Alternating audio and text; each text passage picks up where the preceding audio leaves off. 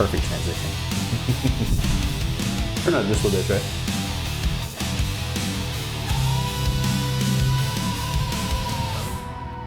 In the shadows of our town, where the leaders lost their way, dead piles high like storm clouds, washing dreams away. But Vernon's light still guides us, a friend who never quit. Through the crisis we remember, his fire's never lit.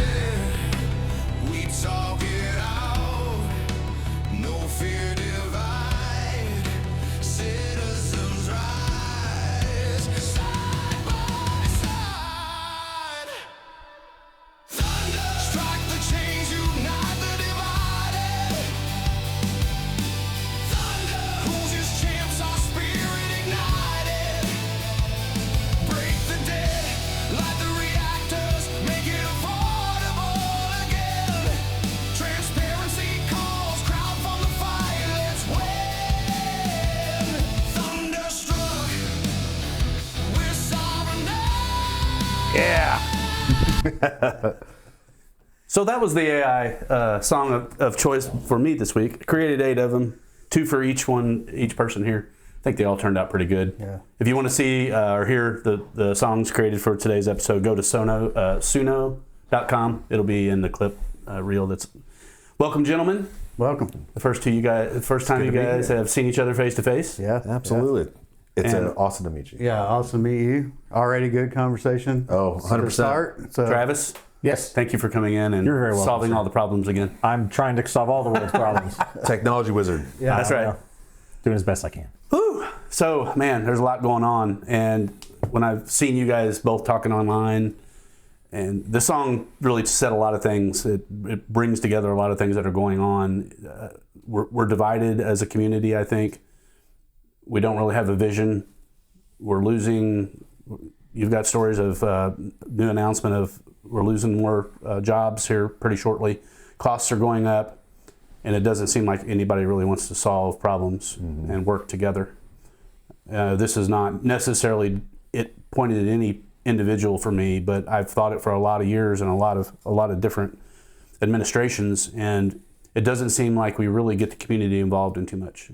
It seems to me that we just get in, here's what we're doing, and yeah, there's county council meetings, city council meetings, but do we really have any input on that? I mean, we had that great discussion last time. Yeah. Most people don't have time to go spend time at those council meetings, and we're not moving the needle. We're not changing a mind. We're not doing anything like that. So Unite the Divided, this podcast, this episode specifically is bringing like-minded people together to talk about ways to unite people around solving topical problems, not talking about Republicans, not talking about Democrats, not pointing fingers. The goal here is to solve problems. And we need the right people in the right place right now. Travis is over here solving more problems. So we've got a lot of different things that we can start on. Let's just start with one of the hottest topics has been CenterPoint. I know you came armed to talk about something that you've been involved in. Just let us know where you're at, kind of what happened and what came about. CenterPoint's a really interesting problem in the area. We talked about it before. It is a government-enabled monopoly. Our state enables it through the regulation that we have. Ed Soliday would tell you that the regulation allows us to have quality power distribution. I argue that it is a tired excuse that is long overused, and it is long overdue to be replaced by capitalism. One of the most painful arguments I hear, and I see it online all the time, are when people tell me, this is what a capitalistic model does. This is not a capitalistic model. We are trapped in a monopoly created by state regulation. I talked to state reps. Oh, it's called that crony capitalism. Because it started off capitalistic maybe a little bit, then the government and whatever, then they start passing bills and laws and it changes. Say it's bastardized capitalism. Yes. This is it's a prison of our own making. We've let the legislators do this, and it's not even their fault. So, and people ask me, how can we say that? They ask me this all the time. And I would say, when I run my businesses, or I'm involved in businesses, or I'm working in businesses, I find that the people who best know how to run various aspects or lanes in that business, I find the subject matter experts. Legislators cannot know everything about every single subject, and they have to deal with a wide and far-reaching field of subjects to do the best that they can. Now, what I would like them to do is to reach out to subject matter experts and gather as much data as possible and remove as many of the unintended consequences from their best intentions as possible. They don't necessarily do that, and part of the reason is because our subject matter experts are very reticent to raise their hands. They don't just step forward because it's a pain in the butt. It takes time out of our day. It causes us to be in the public eye when sometimes we may not want to be. And we're busy running our own businesses. That said, citizen experts in these particular fields have an obligation to step forward. I think everyone in this room is an example of that. We're stepping forward, trying to make change. I know there'll be substantive steps by some lawmakers in the very near future to have a conversation and hold some of these regulators and the IURC and CenterPoint accountable. We're getting ready to hit phase 2 of the rate increases that were approved last year, which will effectively bring more rate increases to CenterPoint, which is totally unacceptable. They'll file another increase, and we need after that, and another one after that, and another one after that, and we need to stop allowing that to happen. We need to hold the legislators accountable to make the necessary changes to allow the IURC to challenge this. Until that happens, it'll be an uphill battle. But I will tell you, Fort Wayne did it. Fort Wayne got Duke Energy to repeal back. The IURC was judged by an appellate court, or not appellate court, by a challenging court, said this was unjustified, and they had to roll back those prices. That is an amazing thing. That just happened. That's not a long ago thing. That just happened, I think, last year. So the reason that happens is because the mayor and city council lost their mind, filed an intervention, stuck with the process the entire way through, and appealed. And had results. And shockingly Imagine enough, that. it had results. Houston has done the same thing. We can do this, and in our state, it's just been recently done. The problem that we have is that people just don't have the stomach, the willpower, the desire to truly make a difference. And part of it is because these politicians take money from these utilities. I think one of the fastest, most substantive ways you can change the dialogue and conversation in Indianapolis is by removing the ability for them to give them money. Take away the utilities' ability to give politicians money, and that'll change the conversation. There is a new bill hitting the floor. It's Bill IC 1002. I've seen it, I've reviewed it, and I'm in conversations with some of the lawmakers about it. There are some things in it that I like. There are some other things I do not like. I'm happy to discuss those. I don't know that it's going to make a huge substantive difference. One of the things I like is it removes the ability for a utility to cut people off. Well, that raises the question, who's paying that bill then? Who's going to subsidize the lack of disconnects? And is there a lane that says this is truly a disadvantaged person, or is this just anyone who can just say I'm not paying the bill and not have their power cut off? I don't know. There's a lot of unknowns. Again, path of good intentions is paved with disaster. Well, I think we have a really good excuse for allowing the monopoly to happen. It's because it probably happened in the cover of darkness. It happened a long time ago. We didn't really have social media. We didn't have the ability to communicate with each other. So what I'm thinking is we need leaders that are willing to bring these questions and these concerns to the table. Mm-hmm. Do we need leaders that are willing to reach out to the counties outside of us, to other cities, and bring people, voters, to the issue, which we're going to face. Everybody knows that AI is going to raise rates with data centers. Everybody knows it's coming. So if the people of Indiana can decide we're going to do a referendum and we are going to force you to get us out of this monopoly. I'm not saying we can do it. I'm not an attorney. I don't know. We can apply a hell of a lot of pressure. The state of Indiana doesn't create policy by referendum, but what we can do and what should be done right now in Indiana or in Evansville, in this Evansville metro, is there should be a coalition of every single community around us that's using CenterPoint. This mayor, this administration, or some administration should get together and say, hey, Chandler. I see what you did there. Hey, Rockport. Hey, Mount Vernon. Hey, whomever. This should be Number one priority, we're going to create a government coalition, and we're going to go straight to Indianapolis, and we're going to say unacceptable. And we're going to start pressuring all of our state reps, all of our senators, which I've talked to Senator Tomes at length. He's behind 100% of accountability with CenterPoint. This guy's a salt of the earth guy. He wants the very best for what we have. I've talked to Tim O'Brien. He wants the very best, but they are not experts in everything. So they need momentum behind them. They need people to get behind them to help figure out how to solve these problems. They need people. There's only a handful of energy experts in Southern Indiana. Right. There's only a handful of people who actually understand how the law works, how the mechanisms behind the regulation work. And regulation, when it first came out, I want to be very clear, it wasn't necessarily a bad thing. It was because it's kind of the Wild West, and people could do all sorts of things. There was no lever to pull to hold these people accountable. So again, through best of intentions, they create a regulated state. So everyone has to adhere to a certain standard. Well, the energy companies are very smart. They hire people like me They do all the have time. really good attorneys. They have phenomenal attorneys. They hire people like me all the time, and we know how to game the system. And you stand an entire energy company with nearly unlimited funds, a strong lobbyist, and a bunch of people like me and attorneys against the IURC. We saw who was appointed to the IURC. Not one of those people is an energy person. They have no idea how it works. They're going to try and learn in motion. And if you think that they're not going to get rolled by the next CenterPoint or Duke Energy or whatever price increase, it's going to happen. I'm not trying to throw anybody under the bus. Neither am I. But why would you put somebody in place that, let's not dump on Braun right now. And I'm not trying to do that, but he did the best that he could with the candidates that applied.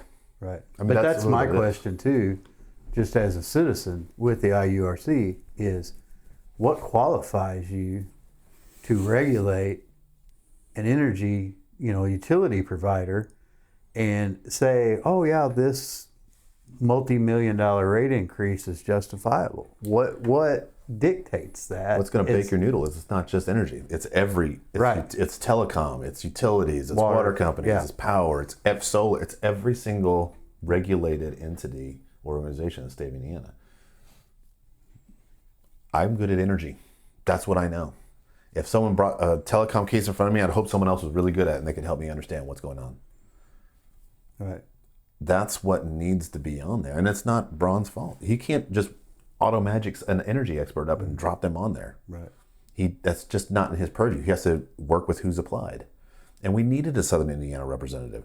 But that Southern Indiana representative is not going to be able to do anything for us. They're still constrained by the very rules that moderate and control the IURC. Yeah, I said this. I reached out and saw if we could have regular conversations. He says, can't talk about anything. Nope. He's now So that how are we going to Isolated. organize? How are we going to organize and really do anything to win? It's frustrating. It is set up to isolate them, and they are impartial. If you look at what the IURC does, if you actually sit down and look at what that commission does, they create a fair and just environment for utility to operate. And it's allegedly supposed to not advantage the utility, but it's not supposed to disadvantage the utility and advantage ratepayer. It's supposed to be equitable. Mm-hmm. That, by very definition, means we're not getting a fair end of the stick.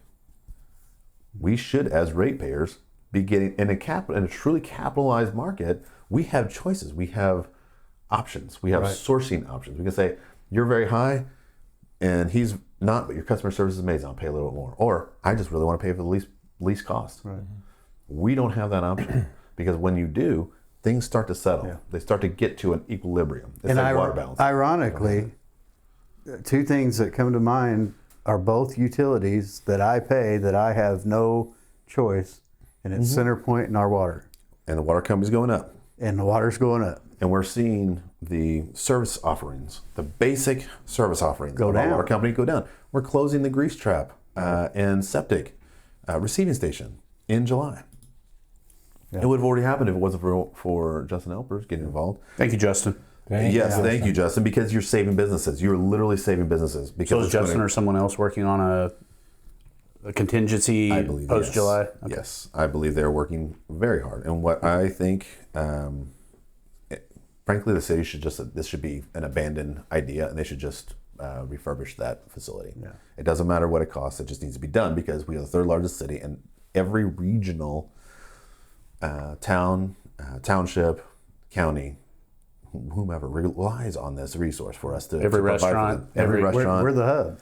We are the hub down here. Fort Wayne, Indy, us. That's the way this is. And we are giving up on our people. And we're making our small businesses suffer. And the people who have septic tanks, it goes from 1,000 to 3,000. Yeah. Yeah. It is outrageous that we're abandoning these people. And that's how little we actually care. Or if we don't, if that's not the issue, then how little do we know about the town and the resources that we have here? How little do we know about that or understand our community? Either that or we just don't care.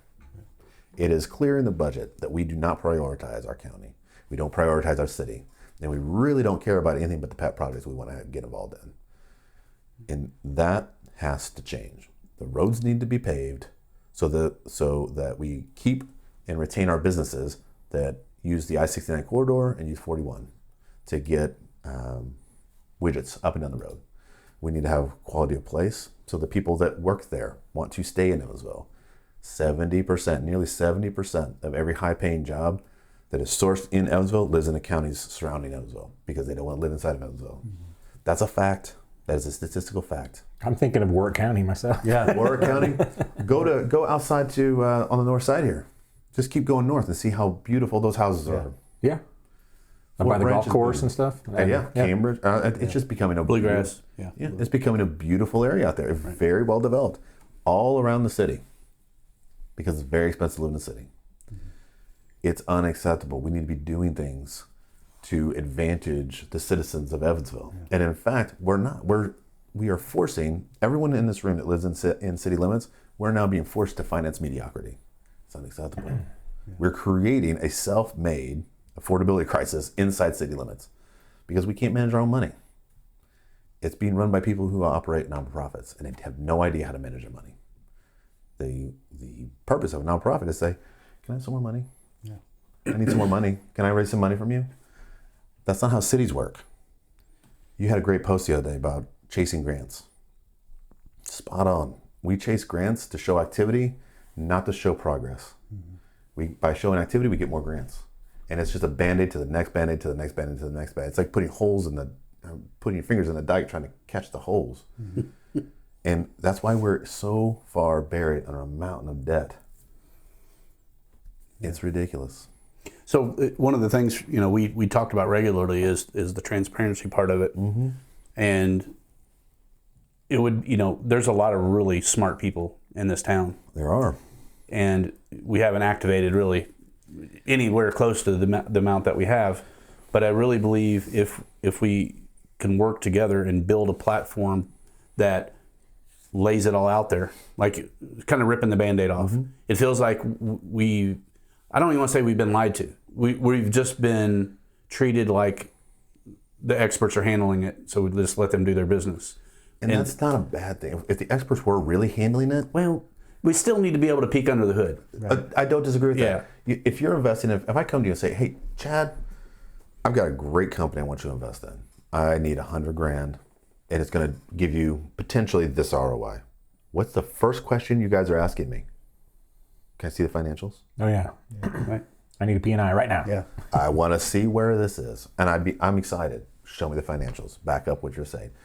When we can't have the financials, and the very budget that you get passed is fiction the moment it is approved because they reappropriate funds and move them all over the place, that's unacceptable. Yeah. The voters that put you in power are owed transparency and accountability.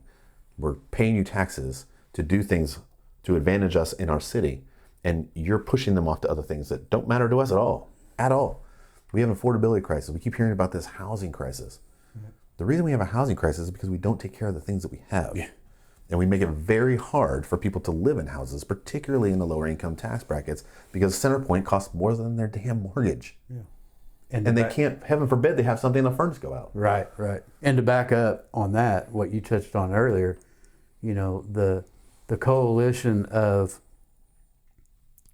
surrounding communities, mm-hmm. and everybody, okay, yeah, we know one voice in a crowd of 1,000 mm-hmm. is hard to hear, right? Mm-hmm. Okay, but if our representatives are standing strong with us and building, okay, now our voice gets louder. But if we lean on Mount Vernon, Fort Branch, Hobson, you know, Yes. whoever is with us in CenterPoint, and further, let's educate. Let's do it. And I've asked this. I've challenged this. Let's do a town hall or something instead of people, citizens of Evansville, just, you know, CenterPoint sucks or whatever every day on Facebook. We agree.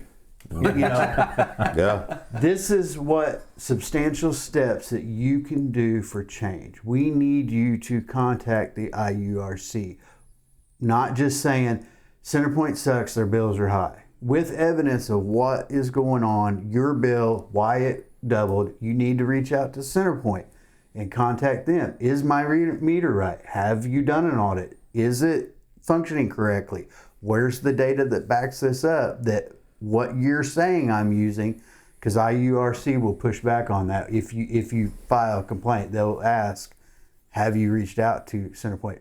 But our leaders should be doing that That's and leading exactly us. what I was going to say. And You saying, took the words right out of my mouth. citizens, this is what we need you to do. We're going to stand with you, but we need you to do these things too. They need to organize. I think that's the key right there. You guys are both spot on. It's the obligation of leadership to create the plan that says, just give us the data. We'll take it from here. The plan and the platform. The plan and the platform. Yeah. We'll take it from here. You give us the data, you come and give us your advocacy, and we have coalitioned everyone around us. Every community, every small community around us is begging for this. by the way. And I would even go further. I was reading an article today online about NIPSCO again, like we talked about our last time together, and I extended an olive branch to that community and was like, hey, we're feeling the same thing. This is a state legislation problem in Indiana.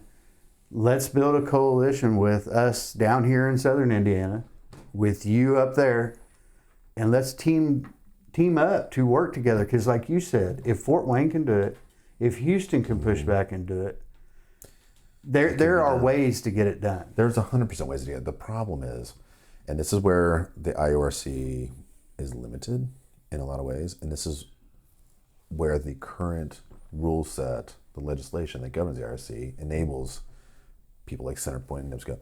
They're independent cases. There is no coalition. Right. You can't do it. It's by design. It's NIPSCO's this. This is their case. You are not an interested party. You can't get involved. CenterPoint's here. No NIPSCO person can be an interested party. That's why, and that's how it works. You cannot do it. You can apply generalized pressure and be mad at the State House, but in terms of actually petitioning the IURC for an intercession, you cannot do it. You have to be an interested party. Would you be able to show standing? Would you be able, though, to push that to the federal level as far Federal as has no jurisdiction over the state. None. not when it comes to FERC has utilities? Nope. No, none. It's a state issue, and that is the education we need to provide. We need to tell people exactly how. If Fort Wayne sat down, and they did, said, "Here's the plan. We are going to file a petition to intervene, and then we're going to gather all of the substantive data. We're going to collate it. We're going to organize it, and we're going to fight against this rate increase, and we're going to lose. They're going to approve it, and then we're going to appeal it, and we're going to win." And guess what happened? That exact damn thing. They said, we're going to lose, but we have to have standing in order to appeal it. It's going to cost us some money, but we're going to give all of this information. We're going to put all this testimony in. We're going to have all these expert witnesses. And when we lose, we're going to appeal it. And they won. And I That's think, how you game the system back. right. And I think from the conversations that I've had online and from listening to citizens across the city, most of Evansville would be ecstatic for tax dollars cost To go to this. right to go to correcting it. We hear this, and I heard this kicked back from multiple members of city council and members of Terry's administration. It makes me so angry when I hear it because it's a half-truth or a misperception or a misunderstanding of how it works. They said, we sued the IURC. They filed a petition for intervention. Yeah, you did. And then you backed out a third of the way through. Not only did you back it a third of the way through, but you hired the same attorney that was representing a number of industrial interests that were also on this, so you had an immediate conflict of interest. because you have no idea what you're doing, or if you did know what you're doing, you knew it wasn't going to work and it was a half measure to begin with, then you backed out, and guess who stayed in? All the industrial interests. And guess who got a rate decrease? All the industrial interests, which kicked a disproportionate rate increase to us in the small business owners in the commercial space. We're paying the balance because we didn't stay in, and now we had no legal standing to appeal it because the city said, nope, can't do it. That's terrible decisioning. Either as they didn't know how it worked, they didn't care how it worked, or as a half measure to begin with. I don't care what version of that story is true. It's just bad. They're all bad, yeah. They're all bad. Yeah. Someone should be accountable for that. And that is my biggest frustration, because these rules exist. When someone says, well, a mayor can't do anything, yes, they freaking can. They can absolutely do a great deal, because everyone as an interested party, you can bring in every single community that's in the CenterPoint footprint, make them part of this interested party, bring this massive coalition into this petition. You're going to lose more than likely, and then you appeal it, and you have a really good chance at winning. Yeah, that's exactly what you do. But either we didn't know, we didn't care, or we didn't want to do it. So that's the playbook for stopping The next one. And, well, it's the playbook for stopping the next one if there is an administration that cares. Yeah. And I'm sorry, I don't know that there is right now. Well, yeah. I don't want to start throwing those bombs around. I'm not even throwing a bomb. I'm saying but I just see no evidence. I've seen no that proof of there's- it. and that's the problem. I have talked with these people at length, and I hear these excuse cards thrown out, and then I hear, well, we can't do anything. That is 100% not true, and it's a injustice to the citizens of Evansville to even try and pull that out as an excuse card for why they can't do something when they legitimately can do and should do it right now. Well, I mean, if they legitimately can't do it, they should get on a podcast and tell us why exactly they can't. Like, sit and have a conversation with somebody. It's called debate. Some of the best legal minds that have been involved with these cases say they can, and say they didn't, and have cited multiple reasons why they should have stayed in, and educated me on the conflict of interest. I wasn't even aware of that. So I can tell you, it is a huge problem when you hire the same attorney that has conflicting interests with you. And that attorney was hired by the current administration? Yeah. Okay. Whew. So what else besides the thing that we've laid out so far on actual action against CenterPoint? Because again, there's a lot of voices out there. There's a lot of groups. There's a lot of people wanting people to get involved. Similar, we all look at the groups and all the different, everybody agreeing that None of them, CenterPoint's unfortunately, are super organized. That's Right. the issue. It's right. This is what, and they all want to do something, and they're not any of them doing the right Well, thing. they're trying to do grassroots, and Yes. you have to admire that. I admire it a great deal. But you also have to have structure. You have to have people that are energetic and know that there's a problem. Then you have to have I don't like to centralize things. I'm a decentralized guy, but you do need a centralized messenger. You need somebody bringing people and organizations together. I use this example, and I've used it in a lot of different applications. Do you know what happens when you shine a laser or shine a light through a prism? It becomes a pretty rainbow across the room. Right. You focus that same amount of light, you create a laser that can cut steel. Same energy. One's pretty and useless, and you get lost in staring at it. The other cuts steel. We need focused energy. We need to harness it. We need a leader that can take all of that, bring it down to a point, and create actual change and cut through the steel that's binding us to the prison that is CenterPoint. That's what we need, and that's not what we do not have. You should have mixed that into the song lyric for this week. Right? That sounds so metal.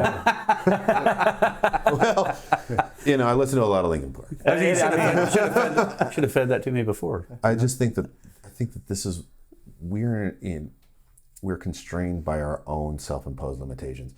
When I hear a political leader tell me, "Well, I can't do it. I don't have any power," why can't you do it? Push that envelope until someone legally shows up, knocks on your door, and says, "Hey, you got to stop. Yeah. Right. You're really going to get in trouble." And then push it a little harder. Yeah. See what happens.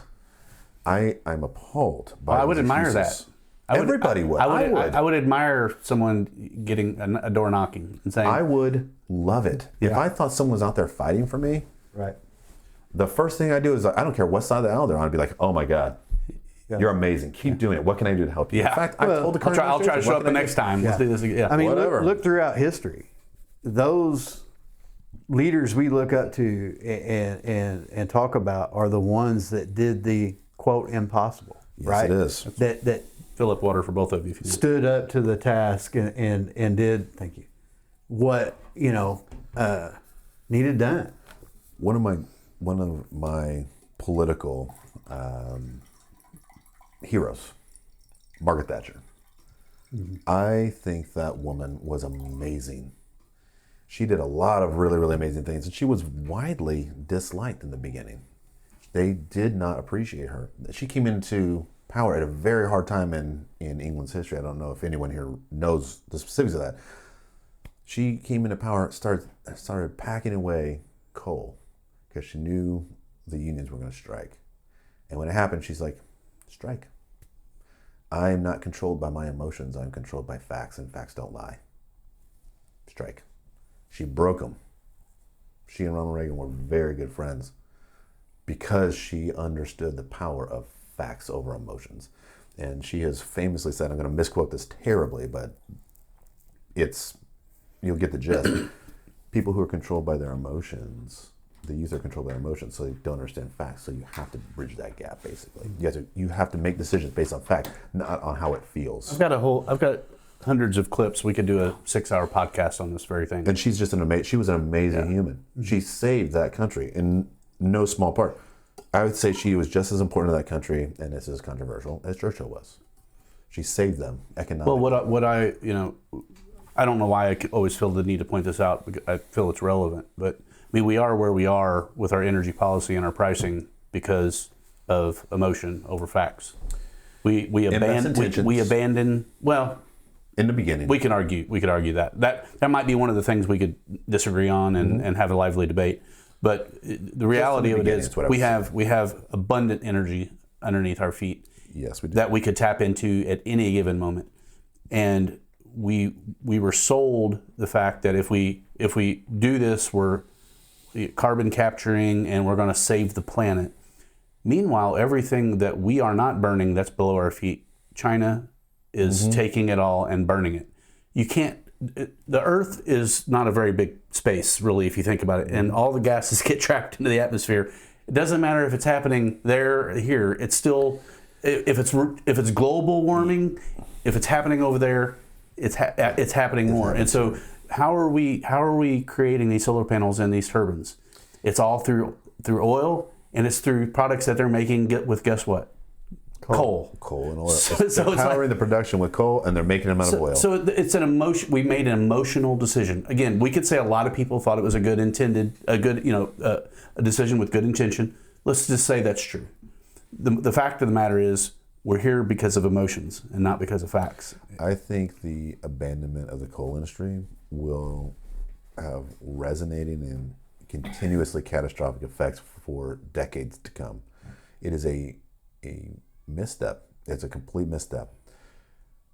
We also have an enormous amount of natural gas. You go out across the oil fields, that flare is burning off natural gas. It's just a byproduct. It has been a byproduct for 100 years. They just burn it off. We are now doing a much better job of capturing that and utilizing that, but we should have both. It shouldn't be one or the other. I think that the minute we start surrendering viable solutions for part-time solutions, we're going to get part-time effects. When you put solar panels up, and I'm a top-down energy guy. I've got solar on my house. I have been in the energy industry for decades. I promise you, the most reliable power is nuclear, coal, and natural gas.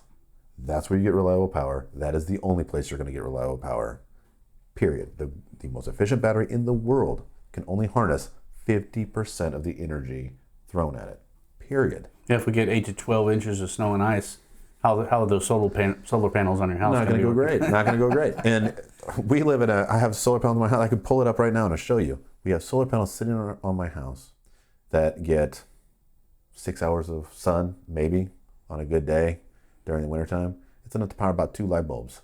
And that's a big array. That's not saying that I don't want it, or wouldn't like to have a battery pack storing it. But then again, only 50% of the power with the most efficient battery pack, and it is degraded every single. It becomes less and less efficient every single year. Battery's only worth about 5 years. That's why you have 5-year warranties on electric vehicles. Right. There are places in all across the world where you just see rows and rows and rows and rows, fields of empty, abandoned EVs just sitting there. Mm-hmm. And then you can't recycle these. These are horrible, horrible on the environment to both make and to try and decommission. Yeah. It makes zero sense. And we talked about this before, there's a government contractor in Evansville that sells generators to California to power their EVs. Mm-hmm. I told you I went past a guy. We were driving I think we were driving to Indy, and there was a guy who had a generator in like the back, like it had one of those, I don't know, like handicap things out of the tailgate, or mm-hmm. not the tailgate, the hitch. Mm-hmm. And there was a generator on there. Of course there was. And there was a cable from that running into the like the input of the EV that he was driving. So like it was running to give him power mm-hmm. so that he could just keep driving. Yeah. Like that's how he's driving his EV. Anyway, I thought it was funny. It's very. You should have got a video of that. That would have been. I should have got pictures. You'd have got millions of views. That's irony. Yeah, right. I mean, you sit there and think about this was supposed to be the way of the future. It's not. Ford stopped the production on the Lightning truck because it couldn't pull weight over time. Mm-hmm. Well, and then Indiana legislation right now for solar, I mean, your ROI, it doesn't make any there is sense. No ROI. Yeah. With net metering, there's no ROI. Right. It just doesn't make sense, and it doesn't defeat the tax incentive. Yeah. So you're seeing the solar industry come to while I love the idea of distributed power, I love making my own power. That's one of the reasons I love having solar on my house. I like to contribute back. I like to consume, do a little bit to offset my deficit in the grid. Great. In summertime, that works sometimes. It certainly doesn't work about 9 months out of the year. Have you seen gravitational well, they call them gravitational batteries, but it's not an actual battery. What they do is they use power to lift heavy objects up a hill. And then when they need to utilize that power, they use the force, the gravity, pulling it back down. That's about the best way that I've seen in some of the readings some of the things that I've read that have the most efficiency is, so your solar would slowly climb whatever is, we don't have the space for it really, but slowly make this heavy weight climb a hill. And then when you need that power, there's a mechanism or a switch or whatever, and then it uses the resistance of that weight as it comes down from gravity to power whatever it is that you need to power. A generator of some sort. Well, yeah. It's a fascinating model. And I think that the more we tinker with this technology, the more we look at technology, batteries will become better. Storage, it's not necessarily even batteries, but storage capability will become better and better. Energy storage solutions will become better and better. I think Tesla's probably got the best. That's why he created the Tesla vehicles. It's a battery company. It has nothing to do with automobiles. He just needed something that could drain power consistently so he could test the batteries. I think that kind of hit the nail on the head, really, is it was reaction based on panic, right? Mm-hmm. Oh, we got to do something. We rushed it, right? It wasn't really ready. We have found out that, EVs aren't really good in extremely cold climates. Or wet. Or really hot climates. So, maybe right here, but weather's not controllable all the time. So, we may get 8 to 12 inches of snow and ice. So that's going to directly affect things. I'm looking forward to that, by the way. I am too. I can't wait. I love every minute. I've got that great big truck out there. You want to go playing? Yeah. Oh, yeah. We've got a fireplace downstairs and upstairs, both those things. It's going to be fantastic. It's going to be fantastic. Anyway, sorry to interrupt. No. Yeah, so, I mean, we had a couple other local conversations we could have. We can hang out and talk about accountability a little bit if you want. We'll talk about whatever you guys want to talk about. Well, I love good discussions. There's one clip that I want to watch with you guys, and it's a longer clip, and I'm going to give it a PG-13 or even a rated R. It's Bill Maher, and he does cuss in it. So if your kids are listening, you're in a car, you might want to shut it off once we start playing the clip. But you were talking about it before the lights turned on, before the cameras came on. And the fact that we talked about a lot, so yeah, I know. I'm not talking about the one thing, but so you said, in the best way possible.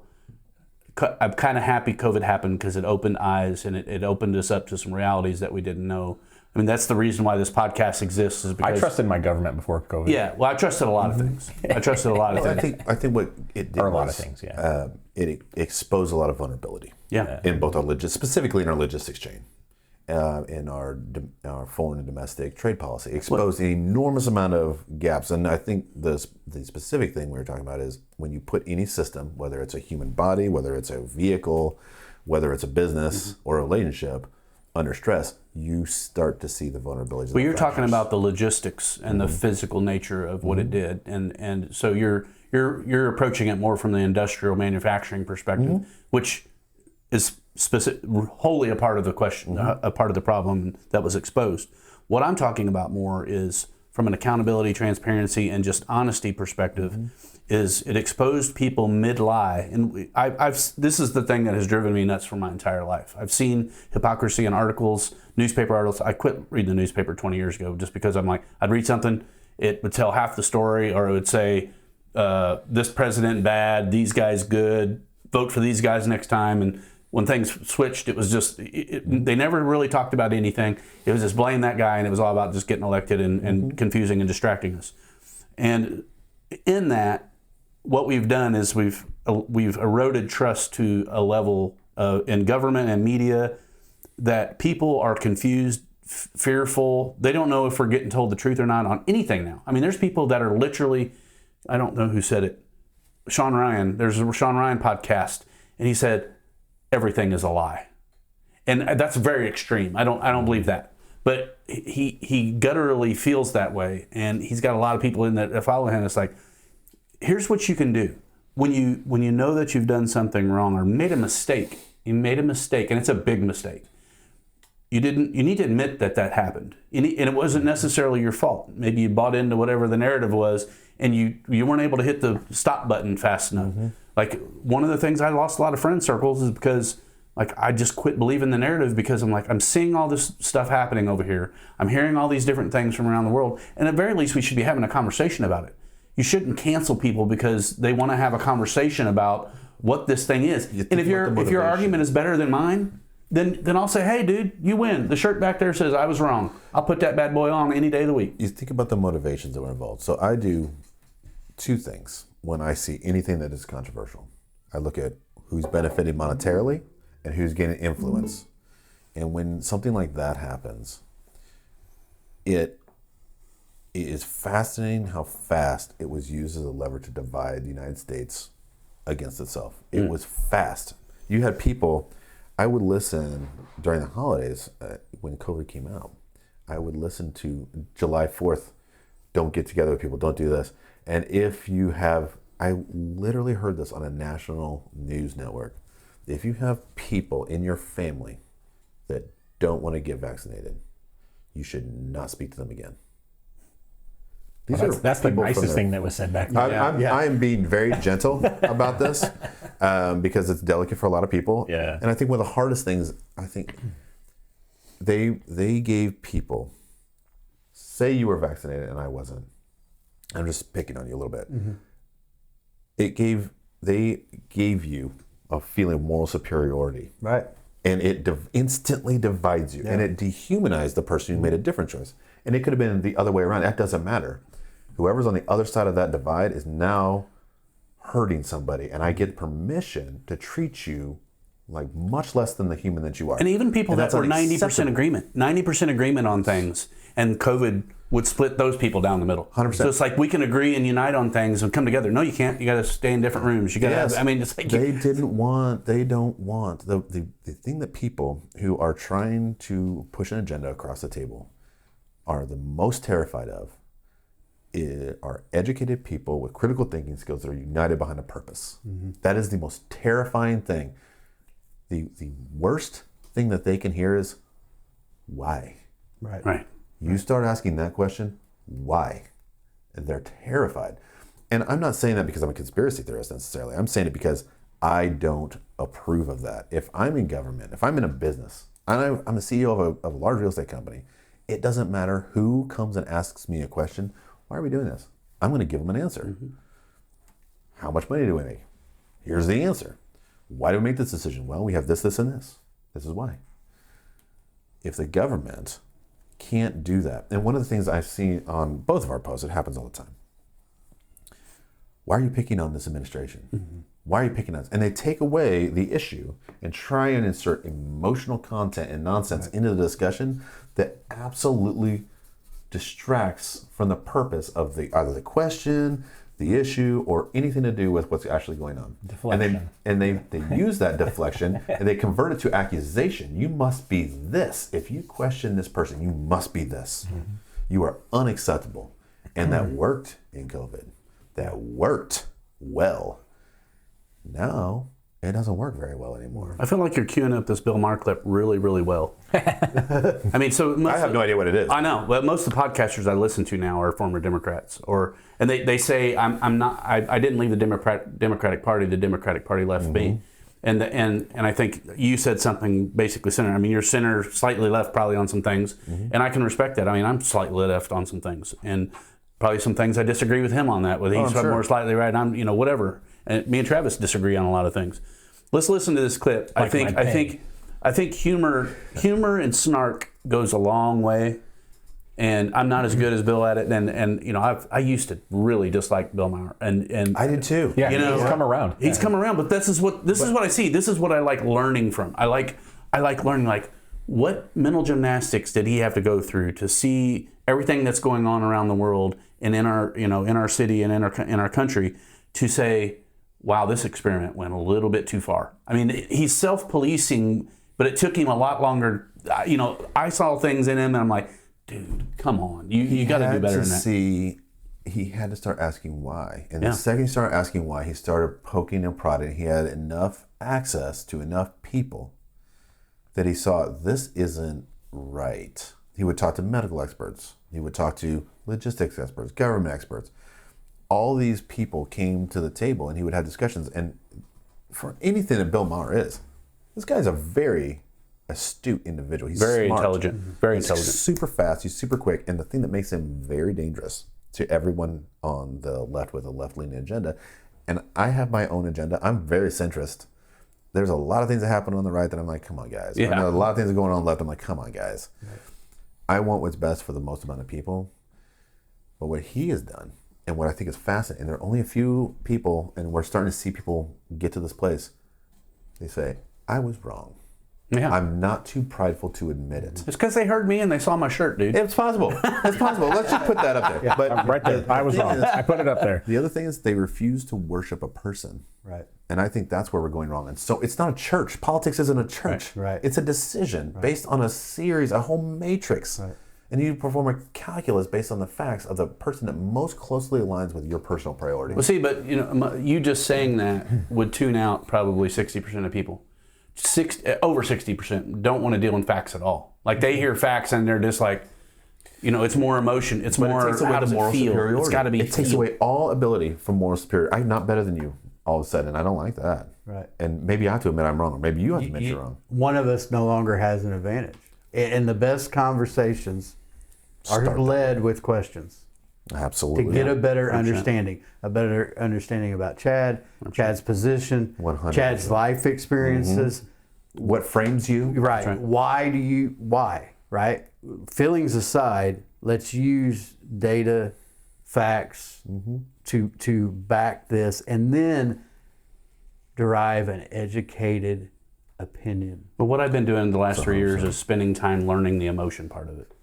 I mean, to really get into a room and read people, you have to be able to understand what motivates that other person. You have to break down any barrier that you have. I mean, before all this COVID stuff, I had friends on all sides of the spectrum. Didn't matter what our politics are. I had some of the best conversations with some people that we diametrically opposed on things. And we would just go back and forth on it. And then we were like, no, okay, let's go have a bourbon, And it's like we have Those lost are the best discussions. They're fantastic. I love them. The spirited, educated, good-intentioned debate, where I really want to understand your perspective, and I want to understand yours and yours.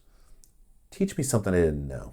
Right. But now we're so prideful. We're so morally superior. We want to clout gather all of this nonsense that makes us feel good. But Because I'm now part of the cool kids clique. we've forgotten what it's like to actually perform critical thinking. And when someone in our camp starts to do it and disagrees with us, we don't like them at all. I haven't forgotten because they took it out of curriculum. Right. And that was very intentional. And they discourage it even when it's a naturally occurring thing.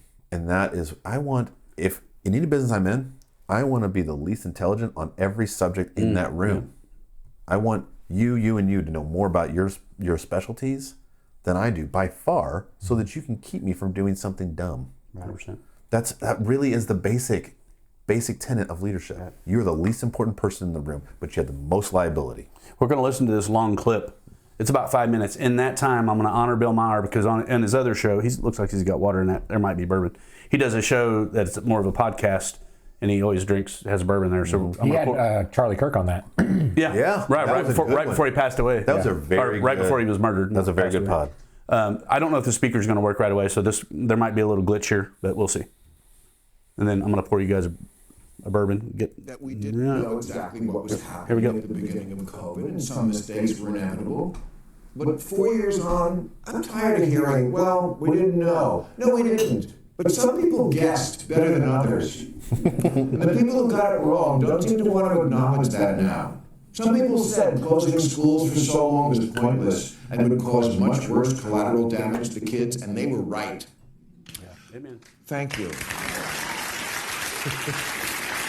Don't be afraid. 4 years ago, the Daily Beast ran a story with the headline, Bill Maher pushes Steve Bannon Wuhan lab conspiracy theory, which was typical of the mainstream media at the time. Of course, it wasn't a conspiracy theory, and it wasn't owned by Steve Bannon. And now everyone, including the Biden administration, admits there's at least a 50-50 chance that the virus could have begun in the lab in Wuhan that was doing gain-of-function research on that virus. Duh.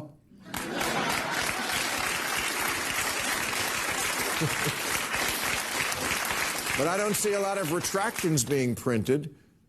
Yeah, when COVID hit, we did a lot of stupid things because America never reacts. It only overreacts. Ubers look like those Orthodox Jews who wrap themselves in saran wrap in case their plane flies over a grave. We washed the mail.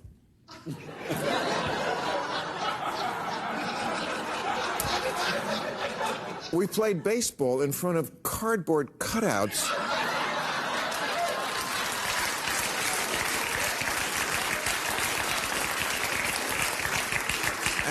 And ate in parking lots? Or with inflatable dolls? They closed the ocean. We banged pots and pans to show our love for nurses and our hatred for people trying to get a baby to sleep.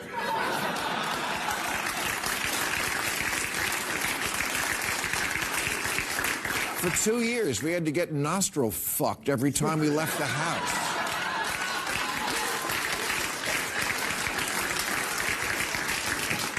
Serious people talked about having sex through glory holes, and if you don't know what a glory hole is, I wouldn't look into it.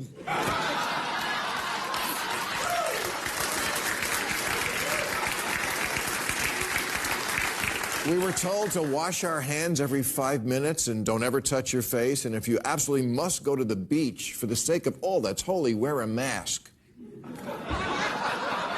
Outside, because the last thing you would want to do when a disease is afoot is get fresh air and sunshine and vitamin D. No, much better to stay locked up, stressed out, and day drinking.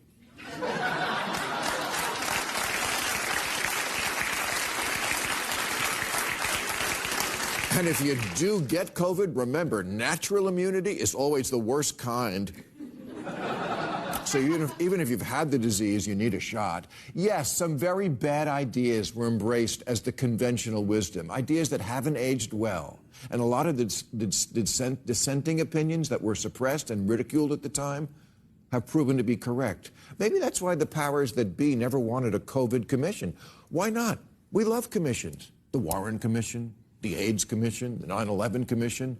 The NFL even had a is ramming your head into another guy's head bad for heads commission. Really.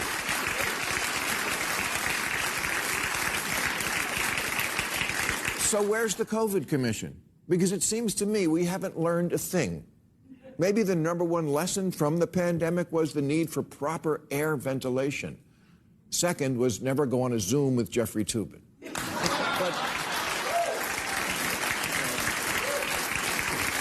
But if there's been a big national movement to retrofit buildings, I missed it. Gain of function research is still going on in labs.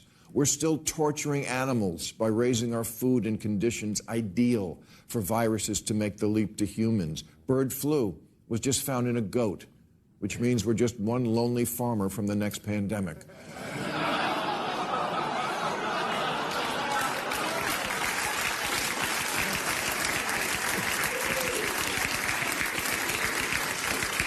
We handed out $4 trillion of free money. I get it. That's it. So a few things there. I want to shout out to my buddy Brandon and Charlotte Pfeiffer. They've been on the podcast before. Local regenerative farmers, getting us away from those things that we see that with all those chickens they're all jammed together. I'm not damning the chicken business or the egg business, but if you can get them locally, get them there. So the dissenting voices part I want to address, but I also want to address the fact that, as far as I have seen, no one at the local level has ever, not even apologize. Let's just acknowledge what happened in the community, in the city leadership, and the colleges. What did we get wrong? Why did we get those things wrong? And how can we avoid that moving forward? If you want to gain some trust and whatever, as fast as you can tell me you were wrong about something, I am going to listen to you much more than I ever did before. I totally agree. And the media is the same way. The fact that they just let it fly away into the night like it never happened. But the narrative is, if they didn't, would they lose credibility? Well, that's just bullshit. I totally agree. But Did you ever see the clip that had the thousands of the media people that were saying the exact same thing? Mockingbird. It was the Mockingbird. You see this happen with every narrative they create. It doesn't matter what it is. They constantly do something. The problem with us as a society is we have about a 3-day span, and it's shrinking of attention in any news cycle. Yeah. For sure. They cycle it that fast. There's a reason why news happens on a Friday that they want to sync. They drop it in on a Friday, and it doesn't make That's the reason why we're doing 4-hour podcasts. Yeah. You know, I don't want to hear a clip of what you're trying to tell me needs to get done. I think it's very, very important, and I wish more people who wanted to get into the political space did this. And we've had this discussion. I think it's very important for these people to get on the record. Yeah. And because I make no secret, I'll be in public service. I will. That's my goal at some point, to be at some level of leadership in public service. Everything that I say here, I expect everyone who listens, everyone in this room, to hold me accountable to that. Bro, I'm recording it. I know. That's why we're here. I want to have it on the record. So when we win, here's what we did. Here's when I said it was going to happen. Here's the team I assembled to make it happen. And here's us delivering on that, whatever function we're in. Or if something happens and you can't deliver on it, here's why. Here's the reason. Here's what we're trying to do. Mm-hmm. We maybe have to pivot a little bit, and I'm not going to do that exact same thing. Here's why. But it's close, right. And here's the result. It's a result. Or a new technology came through. We're getting to a result. Yeah. It's not, I'm going to work this plan exactly verbatim, this, and this. It's, I'm going to achieve this result, and I don't care how I get there. My favorite thing that I've ever heard someone say, I've got a really good friend of mine. He's a master captain. Has a master's captain's license. 500 ton, moves massive industrial vessels all over the Gulf of Mexico, or used to. Gulf of America, man. Gulf of America. Gulf of America. Yeah, perfect. I keep seeing it on the maps. Yeah, right. So he moves them all across the Gulf of America for all sorts of different companies. We were talking about that. I said, well, how do you know what route you're going to go? How are you laying out your course? He said, here's how I do it. I say, I want to go over there. And I look at my crew and say, take me there. Get us there. It's not the captain's decision necessarily, the path that goes there. He will look at it and say, I'm good with it. But he trusts the people around him to put that plan together based on ship capacity, fuel capacity, Maybe an engine's got a problem. Maybe there's a storm coming. All of these things. And they sit down as a team, make the decision, and go that way. That's the point of having a team. The direction is set by the conditions that dictate them. The destination is the only set and fixed thing. It doesn't matter. It's the result. And I think the key to that too is they do that together. Two of them don't go over to this quarters and have a meeting Absolutely about not. it, and these two have a meeting over here. It's done together. That way, to kind of circle back to it, is there is accountability. Right or wrong, this is what we feel is the direction. This is what we're going to do. We have a plan. It worked. This is why it worked. It didn't work. This is why it didn't work. This is how we're going to Never do that again. approach it again next time to where that doesn't happen. When I think that re-engages the community as well. Imagine if we actually engage a community to come up with that solution. Yes. If we had a team that said, hey, we have a small business commission. I'm going to gather and we're going to alternate people on this commission.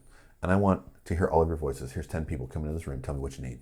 In this corridor, this corridor, and this corridor. What do you need? How do we get you to yes? I'm a business guy.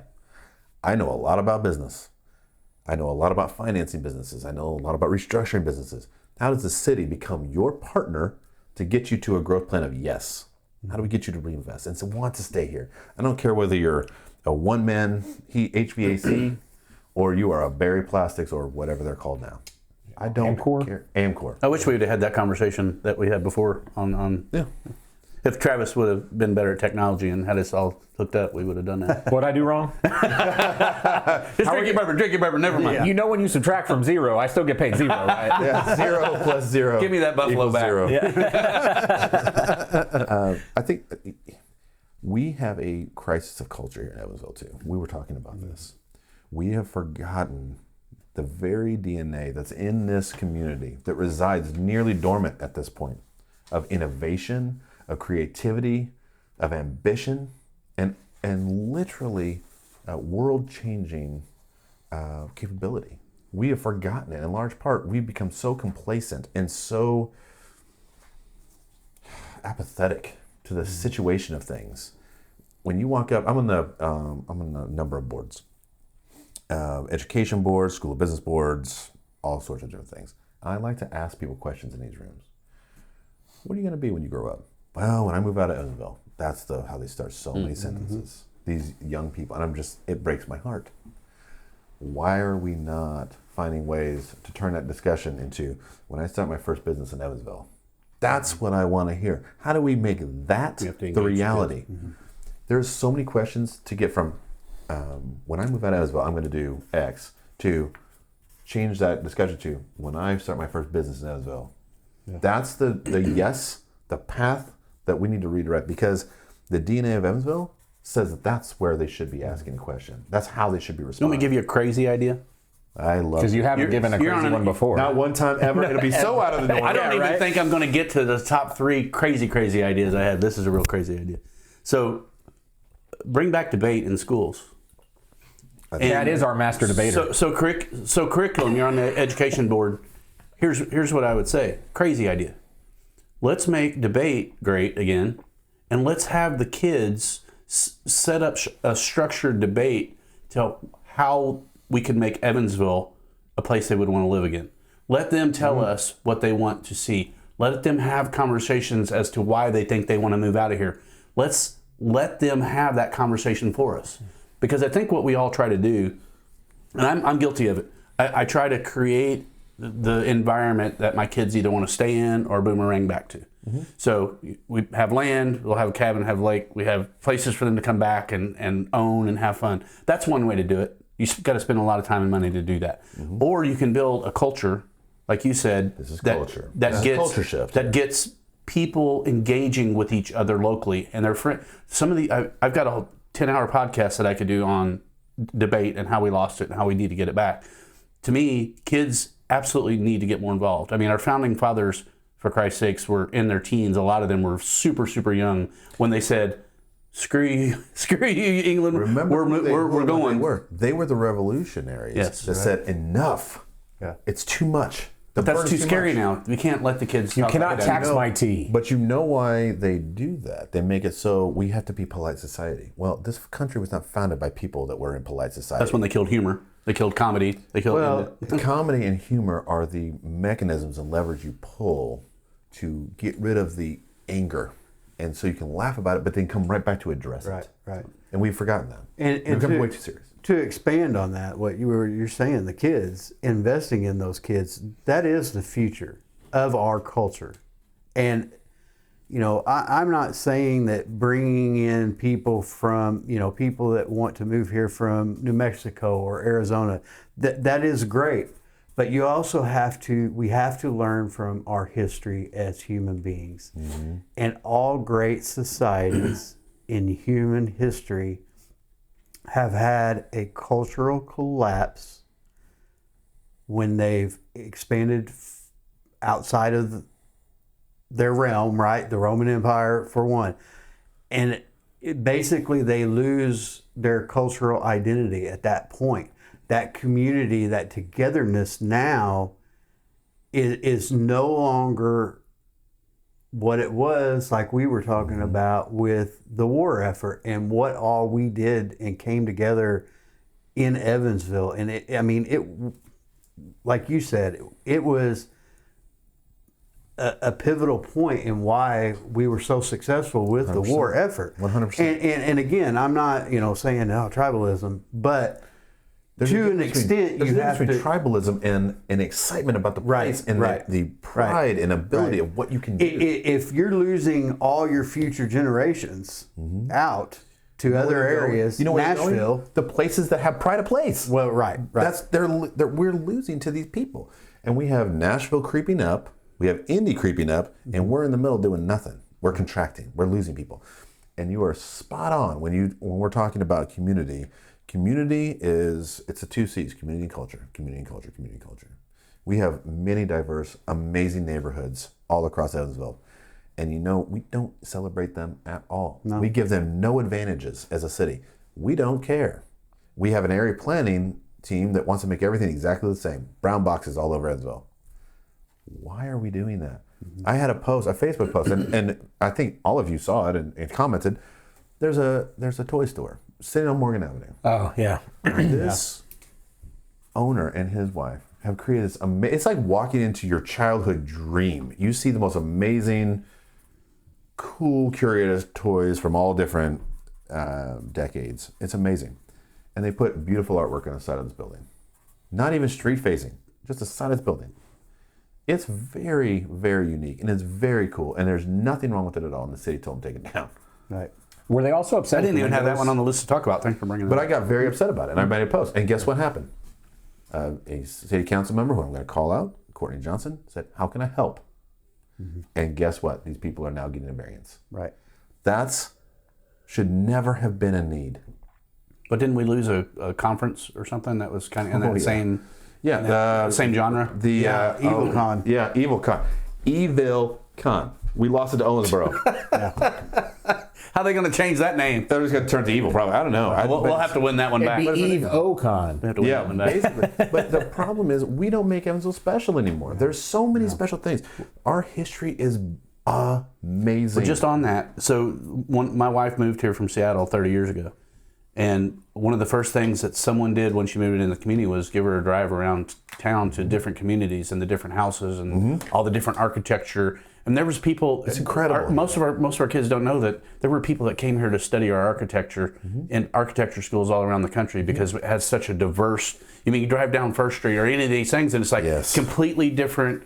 Different ideas. You can drive down Albert Boulevard and see different houses. And I live there. It's like living in a park. It's one of the most beautiful places that you can live. So when it's very diverse. So when dignitaries would come into town, now my wife, if she gets asked to do something through one of the boards she's on, and a doctor's wife's coming in from out of town, she'll take them down. Don't we have some Frank Lloyd Wright stuff here in town? Yeah. Yes. Yeah. So it's that kind of pride, and she's prideful of that. So it's like I feel like again, that's just someone teaching someone that, hey, when someone new comes into town, What do we have to offer them? What are we gonna talk about? and We need a story. That's Our the museum thing. is sitting over there, and it's amazing. Right. We have wartime museum that's amazing. We have the LST museum that's amazing. And you know what we don't talk about? Any of it. Yeah. Right. Sorry, I'll do better. I'll try to talk about that stuff more. But, It's really cool stuff. but on that, to that, like the arts district, right? When all that came about, it basically took care of itself because did. everybody wanted to be there. They right? invested in themselves. Right. And they created. And it was a discovered their own community and culture, right, within Evansville. And it's that's sustainable. okay. Yes. It's great. Yes. It's sustainable. we need more of that. Actually. Yes. The Jacobsville that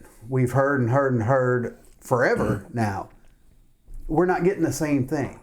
Why? Well, I'm going to be Because, if podcast studio is going to be over there, so I'm going to bring it. Well, there needs to be an investment in place. Right. There isn't. There's no. What happened in the arts district? That's a really, really good example. They created community interest, and excitement, and equity. Right. In Jacobsville, there's none of that. Right. They pour money into it, and nothing happens because they're not exciting the community. They're not engaging them. Right. And there's nothing. They interest. And I would argue what you're creating is actually a gentrification of what is the culture that's currently there. You know, Imagine if we took most of those houses in that area are World War II correct. houses that were built as fast as possible to Right. accommodate the massive influx of workers. Those houses need rehabilitation. Yes. They don't need to go away. They need to be rehabilitated. They need to have funds dropped in there and make these houses great. The floor plans are all Right. very similar. You could create a template and just bang these things out one after the And other. I'll even create affordable housing. push back a little bit on that. Yeah.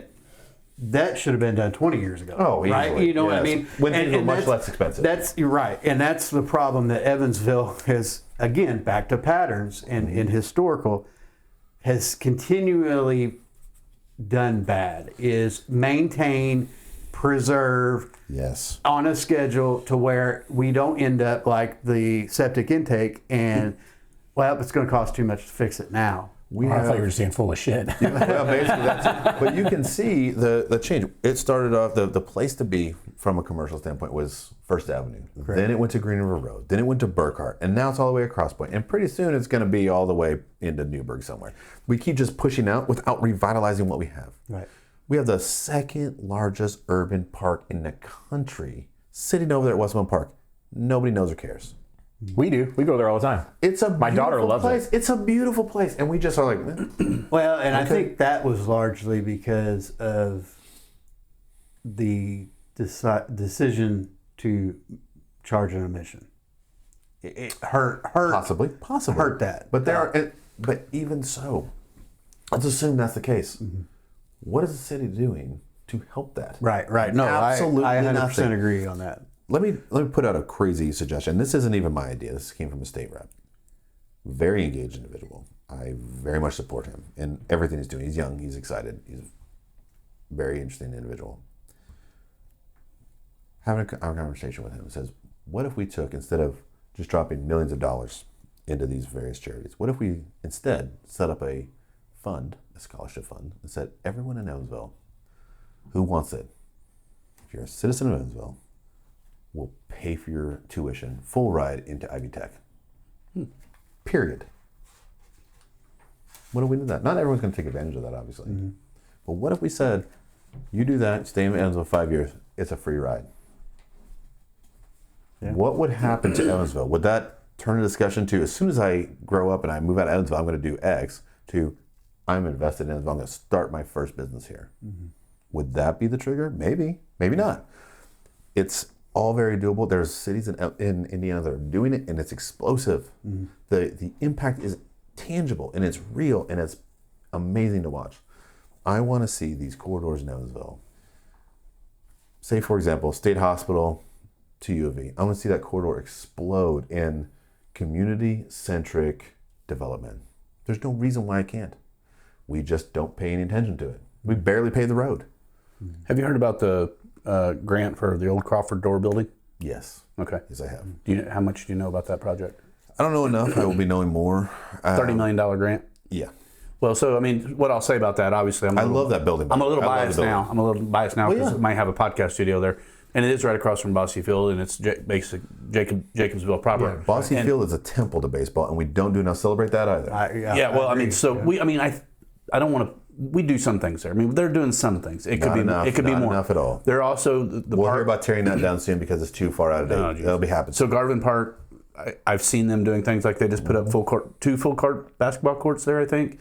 I'll tell you, I wouldn't go for a walk through there. And Not at night. Not I at was gonna say night. don't go through there at night. So, but we could change that.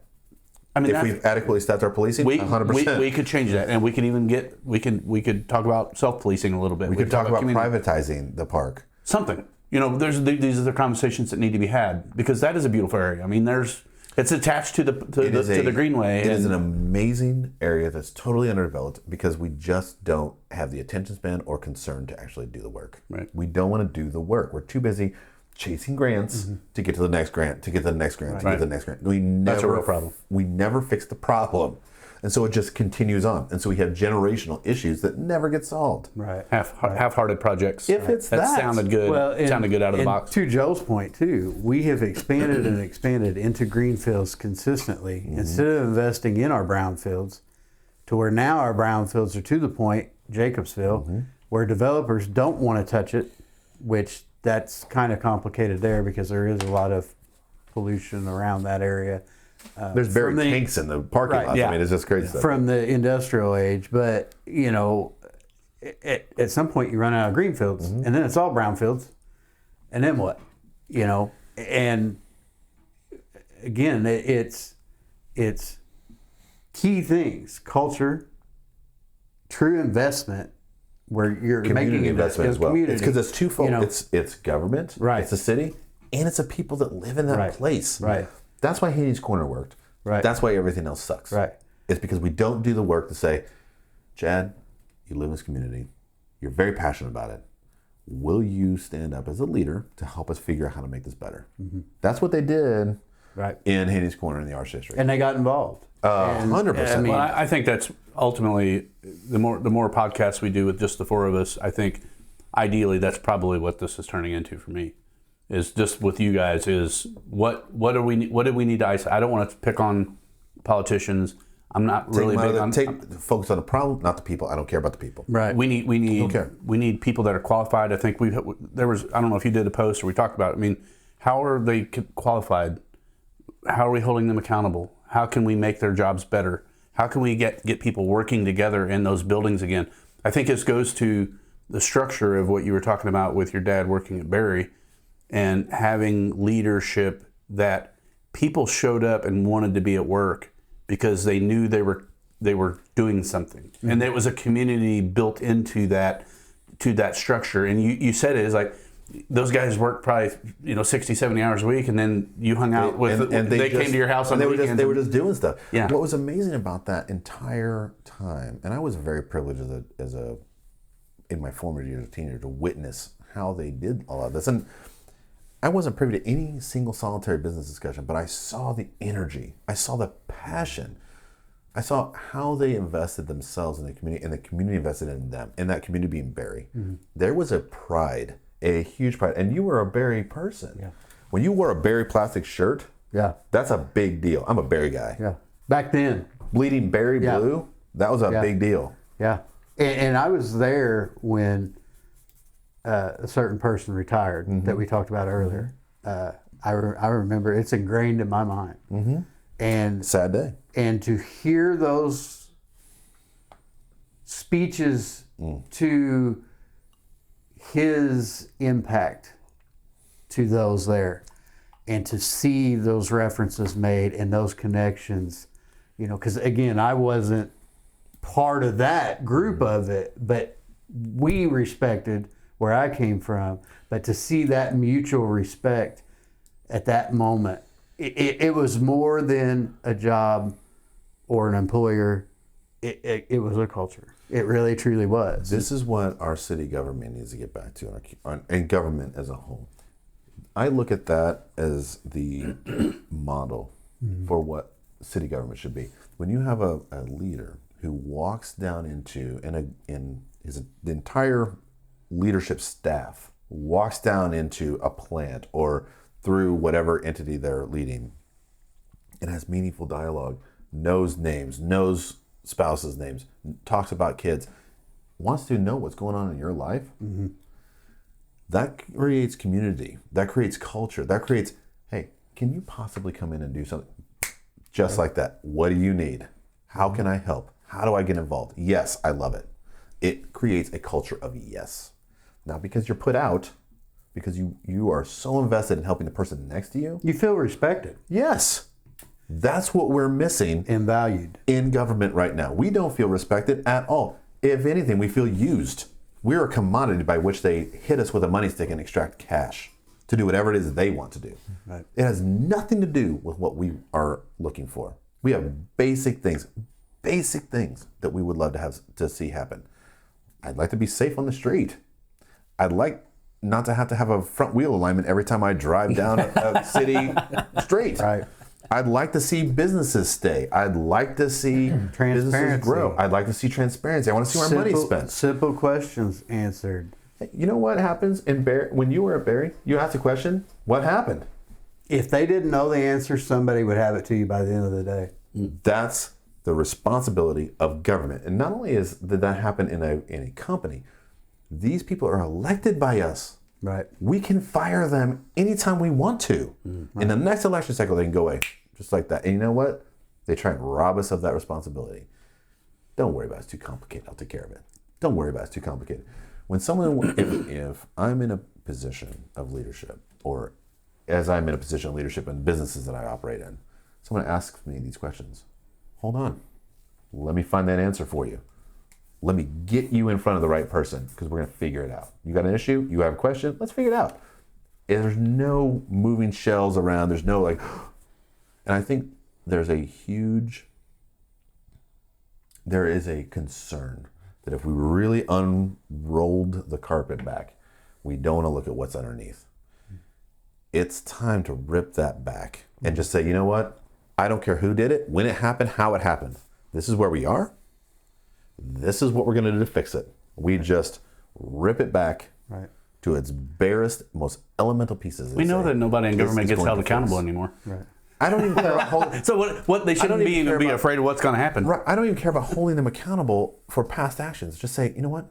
This is a Going brand new forward, day. this is what brand new we need day. to do. We're going to Everyone, every sin is forgiven. Let's just fix it. Well, I'm going to throw the next stinker bug out there. Then this is the right. I think that's the right answer. It is the right answer. Well, and then too, to expand real quick on that, is leadership. You lead everybody, 100%. Doesn't matter whether if you're they different. agree or don't agree, whether you're in the same party or not, whether you root for the IU or the U. That's coming. We're going to get this. You're leading, and you're expected, and you should be held accountable for those that are 100% with you, I agree. and those that are maybe 1% with you. The easy discussions Equally. are the people that agree with you. Right. I want the hard discussions. I want right. someone diametrically opposed to my perspective to challenge me on every aspect of it so that we can make it better.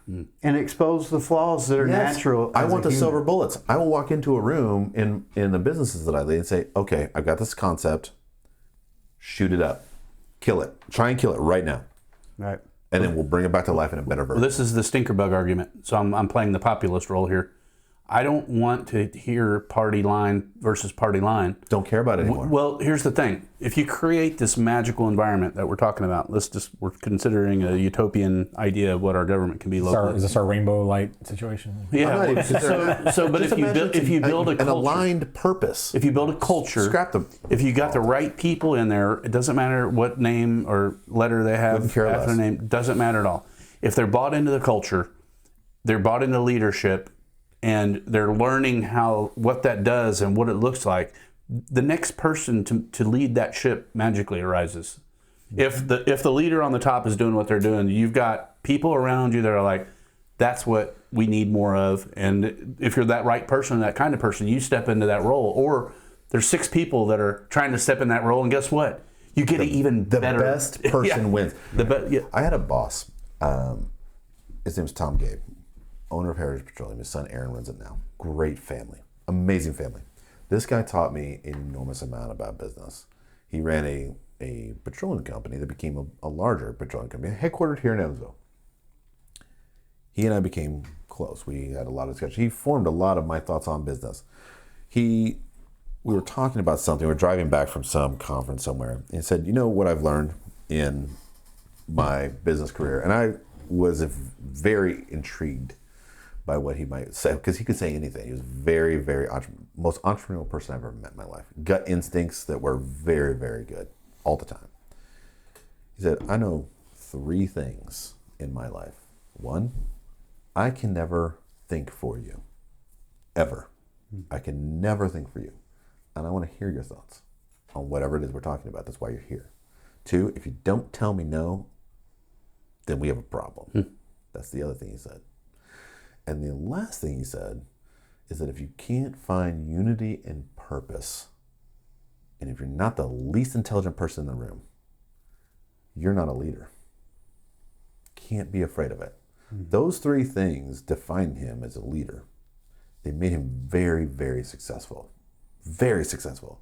Because he would find the biggest assholes he could come up with and say, you're very good at this, this, and this. I want to do this. Tell me why it doesn't work. And he was unafraid to be banged up about it. He wanted it to be a battered, bruised, battle-tested solution. So when he took it out into real life, it worked. And he was never afraid to say he was wrong. Well, that goes, to something someone in this room posted recently, that iron sharpen iron. Was it right? I think everybody has. I did it today or yesterday or something. It's true. If you're not constantly challenged and testing yourself and learning and evolving and change, you're not going to make it. You're shrinking. You're not growing as a Well, you're person. constrained by the prison that you construct for yourself. Right. I'm a boxer, right? So I'm a gold. I have boxed for decades now, and I love boxing. You know how you become the worst boxer, the worst version of yourself? You get in with people that you can kick the crap out of all the time. Yeah. You need someone you're scared of. You get lazy. Yeah, you get super lazy. You need someone you're scared of that can hurt you. Right. That can hurt your pride. You need to get in there. Ow, you bruised my ego on that one. Oh my gosh. And it's happened so many times. There's so many people that are so phenomenally talented that I've climbed in the ring with. And it's the lessons that hurt that make the biggest impact in a very physical way, in that way. But if you want to become the best version of yourself, you want the best idea to survive, be totally unafraid to put it out in the open and expose it to everybody's criticism. Yeah. Because they will bring perspectives that you didn't even know existed to challenge it and make it better. And if you have the culture and you have the equity involved in the intellectual investment involved in that culture, you're going to create a team, much like what you saw in Barry, that is unbeatable. It is an alignment of purpose behind respect and behind intentional forward motion, and zero pride in the game. We just want the best result for the most amount of people. Well, without mentioning any actual names, I want to challenge you on something. Not really challenge you. You could probably do a little minor nuance. You always say you want to be the least intelligent person in the room. I would challenge that a little bit. Meaning, you don't want a person that is so smart in everything they don't feel like they need you around. So there has to be an ego check. Like, I know what you're saying. I just want to clarify it because you said it. But like, you want people that are not necessarily specialists even, but generalists and very good at and better at things in certain areas that you're not. Like, you're filling that void that you don't have, and you can't look in the rearview mirror all the time. You don't know where you're even messing up half the time. And so if you can have somebody that has your six and is always looking at the 100%. things that I just want to make that distinction, because we do need I agree with that. IQs or whatever. You have to have. It's not about the intelligence. It's about that. Yeah. It's about alignment of purpose behind the goal of leaving it better than you found it. Right. For no reason other than you want to better the community you exist in. And it doesn't matter if it's a business. It doesn't matter if it's a government. That's the alignment of purpose. It doesn't matter how smart you are. If you're not aligned behind that purpose, you have no place in any organization I'm involved in. Ever. And no successful organization has that person. You can't just be a jerk for no reason. You can't use your knowledge, your intelligence, your acumen as a cudgel to beat people down. That is unacceptable. You have to use it for the betterment of the project and the alignment. You, And if you you can't don't have that, take you're not on a team. you can't take a human relations expert and expect them to run a global logistics side, right? I totally agree. You have to know what you're doing, but then again, your team has to support that effort. And again, no one is a master of everything. You can't be. You can't be. My dad, I talked about my dad all the time. You know what? I was like, when I was a kid, I was like, man, this guy doesn't know a damn thing. As I've gotten older, he's one of the wisest people I know. Mm-hmm. He told me something a long time ago, when I was a teenager, actually. He said, I don't remember how it came out. It was something about him being CFO and he could just do whatever he wanted if he wanted to do it. He's like, that's not at all what happens. I'm responsible for X amount of people in this company, and I think about it every day. I wake up in the middle of the night, responsible for all these people because I care about them. Same thing with IRA. Cared about everybody, knew their stories. He said, I'm going to tell you, Joe, I'm going to tell you, the higher you get up on the ladder, the more they can see your underwear. Yeah. And when I heard that, I didn't understand at the time, but now that I'm in positions of leadership, every mistake is yours, whether you made it or not. It doesn't matter. It doesn't matter. If you can't have leadership that accepts that, you can't say, you know what, this was my fault. A leader is the shield from everyone behind them. It's ultimately their responsibility, and it's their job to shoulder it. And if you can't shoulder it, you are not a leader. Right. You are someone that's deflecting and avoiding. Right. You are just an actor. Right. If you didn't make the decision that wasn't a good decision, you put the person in place that did make the decision. So therefore, That's exactly it. It is ultimately, you're the head of the ship, you're the captain, ship sinks. Mm-hmm. They're not going to the first mate, they're not going to the engineer, they're going to you. right. And that's the key to being the captain too, is giving your people the power to make those decisions, but expecting them and holding them accountable Accountability to is a huge own role. those That's mistakes. it. Accountability is essential in good leadership, and we don't really do a good job. But we can't even hold our politicians accountable, and we're Right. the people who put them in power. Right. And when we do try to do it, we get questioned or accused of being a certain thing or a certain this or that. Right. Or our motivations are questioned. Well, it's political. Well, you're damn right it's political. They're politicians. Right. You are. Why is that a bad thing that it's political? Travis, you've been awfully quiet over there. I know you're just kind of enjoying the conversation, I'm just taking in the taking in the good stuff. This is unusual. Usually you're chimed in. Yeah. Well, I've chimed in a little. I've chimed in a little bit. I'm just, I'm I just wore over him out here earlier. I worked him too hard.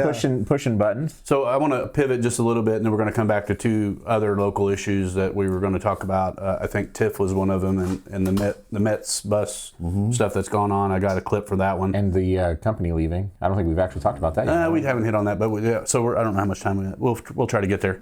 First of all, I want to pay tribute to community leader, community builder Vernon Stevens, who lost his battle with cancer.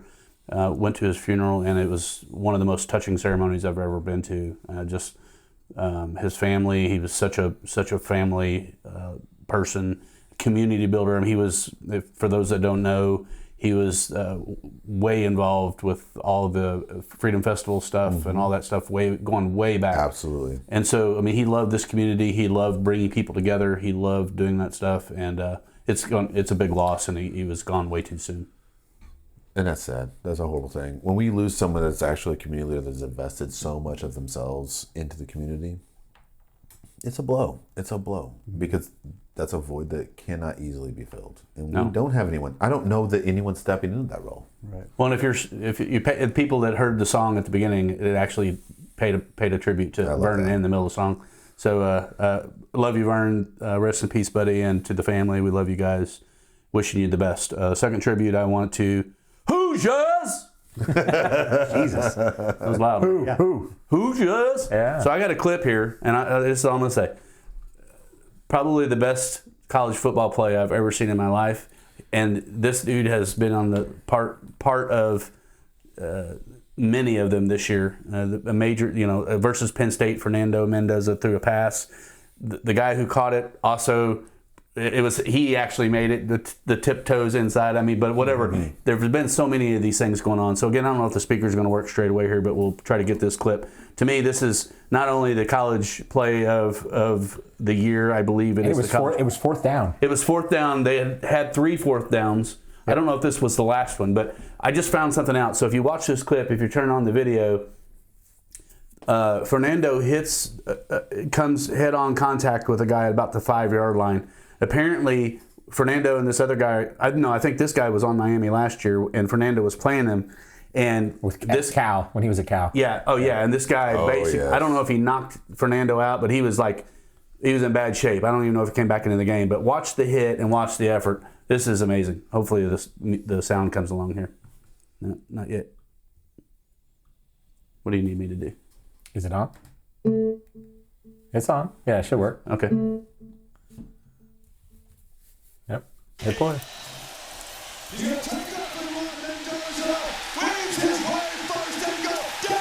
That's incredible. Incredible. The mom can't even look. I love it. I love it. The mom can't even look. So one thing, I'm going to turn this down so I can talk. Do you notice that his dad never stands up to celebrate? Yeah. Because his mom can't? She has MS. Yeah. Anyway. I love that. That play from all angles. I mean, it gives me goosebumps. He was nearly down at the 5-yard line and just absolutely incredible. willed himself into the end zone. Powered through. Go back to the front. Well, one more time. I mean, never give up. Here, they're going to show it from the This last hit, yeah, he's like stretching. boom. But that guy back, I think the guy that he hit back here was the guy that knocked him out. I'll take it back to the beginning. It's there, just replaying again. So it was right here. that guy. That guy that's on the ground, 31, was the guy that knocked him out before. Incredible. Well, and just seeing. I love it. I love it so much. He is. Seeing the stadium that night and, thinking how far, Miami is from Indiana. And it looked like it was a home game. Yeah, I'd like to know the number. They said it was like 60 to 65% red. Yeah. Really? I mean, it was amazing. Imagine if we could harness that level of enthusiasm for Evansville. Right. Imagine if we could do that. If we created Evansville fervor like that. Well, I mean, I think What would that do for us? I think this is bringing a pride to Indiana just in general, and there is a trickle down effect to me because I didn't go to Indiana. A lot of my friends did. I was accepted there, decided not to go, but I spent a lot of time there. Oh yeah. And I love Bloomington, but I chose to stay in Evansville. And so you're right. I mean, if we could bring that level of this is going to raise the state of Indiana for a long time. Bloomington is going to be hard to get into for a lot of kids, and much more expensive. But again, this to me is there's some pride here. We've been promoting the Hoosiers for the last. I'm wearing them. You're wearing. I didn't wear. I had a outfit. I want Kurt to learn basketball so we can get back to winning at basketball someday. I think Kurt and Coach DeVries are going to have to spend some time together in the off season. You know what I love about that guy is he is this all the way Even through. kill. All the way through. Even kill. He's either down by 40 or he's up by 40. He looks the same. The exact same. He is unflappable. But Yeah. you know what he brings is consistency of purpose. Right. We're going to get to this result. It doesn't matter what happens in between here and there. This result. That's the only acceptable outcome. Mm-hmm. Yeah. What do you need to do to get to this? Yeah. And his players just all bought in, and I think a lot of that. I think a lot of coaches Culture. have talked about it. It's the culture side. I mean, he wasn't going after the 5 stars necessarily. He had a very specific thing that he was looking for in people, and an energy and commitment that a lot of other players didn't. Like if you can't buy into what we're doing here, then you just head on down the road. Do you remember, or have you ever watched anything about the Miracle on Ice? Mm-hmm. Oh, yeah. That's Kurt Russell. That's what this Wasn't it? was. Yeah, Yes. no, thank you. Yeah. That's what this was. It was a Miracle on Ice. Yeah. He took a bunch of people who were talented. They weren't the top. Are you talking about USA versus Russia hockey team? Yeah, that movie. He took a bunch of people who were Miracle on not Ice. talented. They were very diverse, and he made them a team. You can pour your own. That's what kind of trust we got. He made them a team. Just don't put that in your boot. Don't put that in your boot. That's why I got the big bottle, so nobody can sneak so it no out one can here. sneak it out. He made them a team. He unified them behind purpose. Yeah. That is the dream that I would have for government. We're unified. In a team like that, you take these powerful, diverse personalities that each have individual and amazing skill set. Yeah. And you unify them. Well, and I mean, that was echoed in his voice in every interview. You know, Coach, you're 10-0 for the first time, and well, we still have more work to do. We've got more to because do. that goal had not been met. You know, and it That never wavered. destination was not there. You Yeah. hadn't got there yet. Yeah. Last week we shared a clip. Didn't we share the clip last week where he said, "I'm going to go home and have a beer"? Oh, yeah, and he said it again. Yeah, that was his. Monday That was night. like that was his big celebration. So what are you gonna do, Coach? I'm gonna go have a beer. I'm gonna go have a beer. We're like, oh my god, yes. But that's what I'm talking about. That is what leadership is. That is not celebrating before it's appropriate. That is keeping everyone aligned and on task to accomplish an impossible goal. IU does not have Impossible a is a football- small word. IU does not them. have a football team. No, but guess what they do now? not. They have a football team. Yeah, it's wild. And I are remember the when I was only up- school to ever win a basketball and a football national championship undefeated. Undefeated. Yeah. Literally unprecedented. It's crazy. And he created it out of nothing. Right. He auto-magicked it out of nothing. And it is 100% because of culture. Yeah. He set the tone from the leadership on that. Did he dribble? Did he throw one ball in the game? No. Did he take one hit in the game? No. Did he inspire every single player on that team and unify them behind purpose? That's what leadership There was no division on that team. Zero. There was He didn't tolerate it. There was no. He wouldn't tolerate There it. was no. You're not going to pick your guy up. There was none of that, and that's really hard.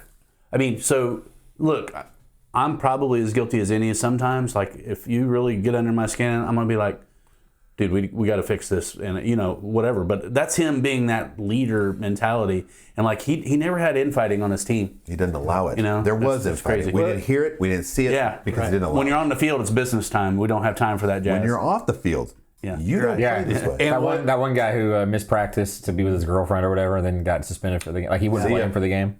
See ya. What's You're not even invested. more intriguing and interesting to me about it was the entire season, starting last year. Started last year. All the experts. Now think about that.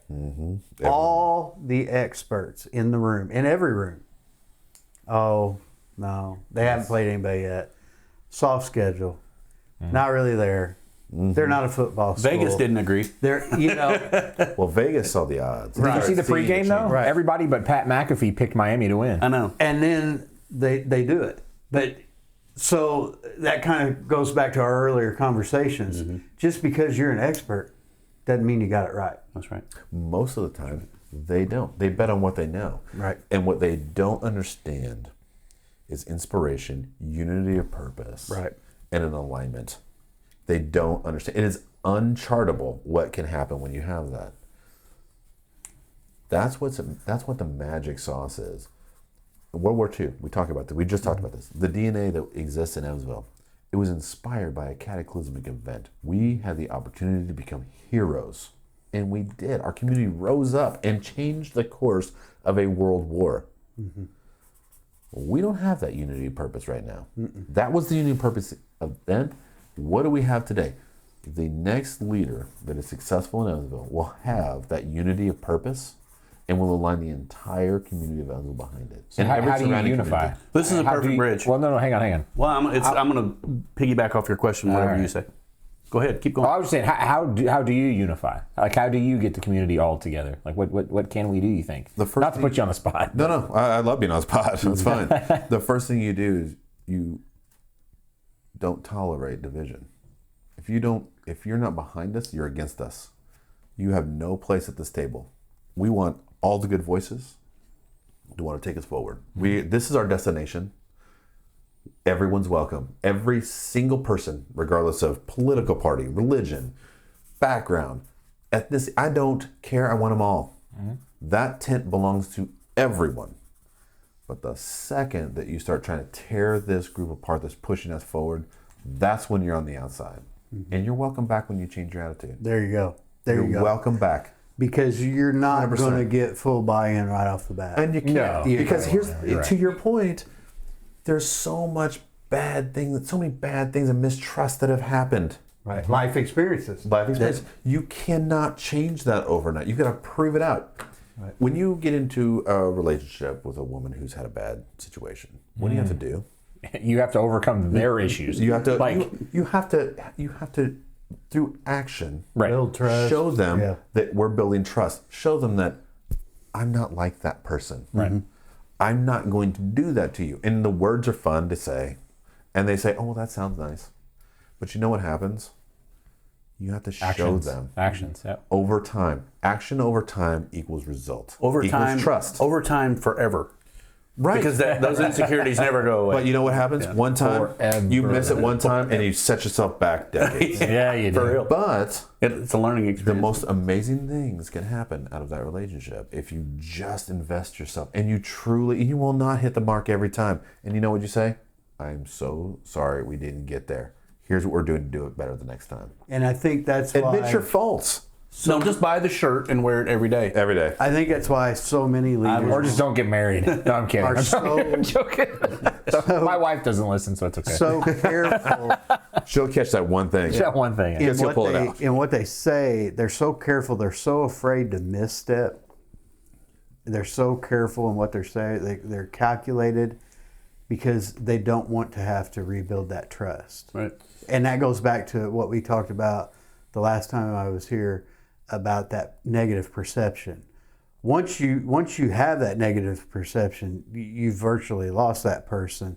So that's where that careful comes in, and you see most, not all, but leaders, they don't want to put out those hard, maybe against the grain comments or stances because It's hard to make hard they're decisions. afraid to lose votes. Well, then to me, possibly. they're the wrong leader. But you know Right. what's really powerful? You have to be able to step up when you know something's wrong. That's Trump doesn't right. have You that have to be problem. able to step up and say That's why this he is the has a reason why. following. You know what's the most powerful thing is when someone stands up for you. Yeah. It may not even be the popular decision. It may, and I hate bullies.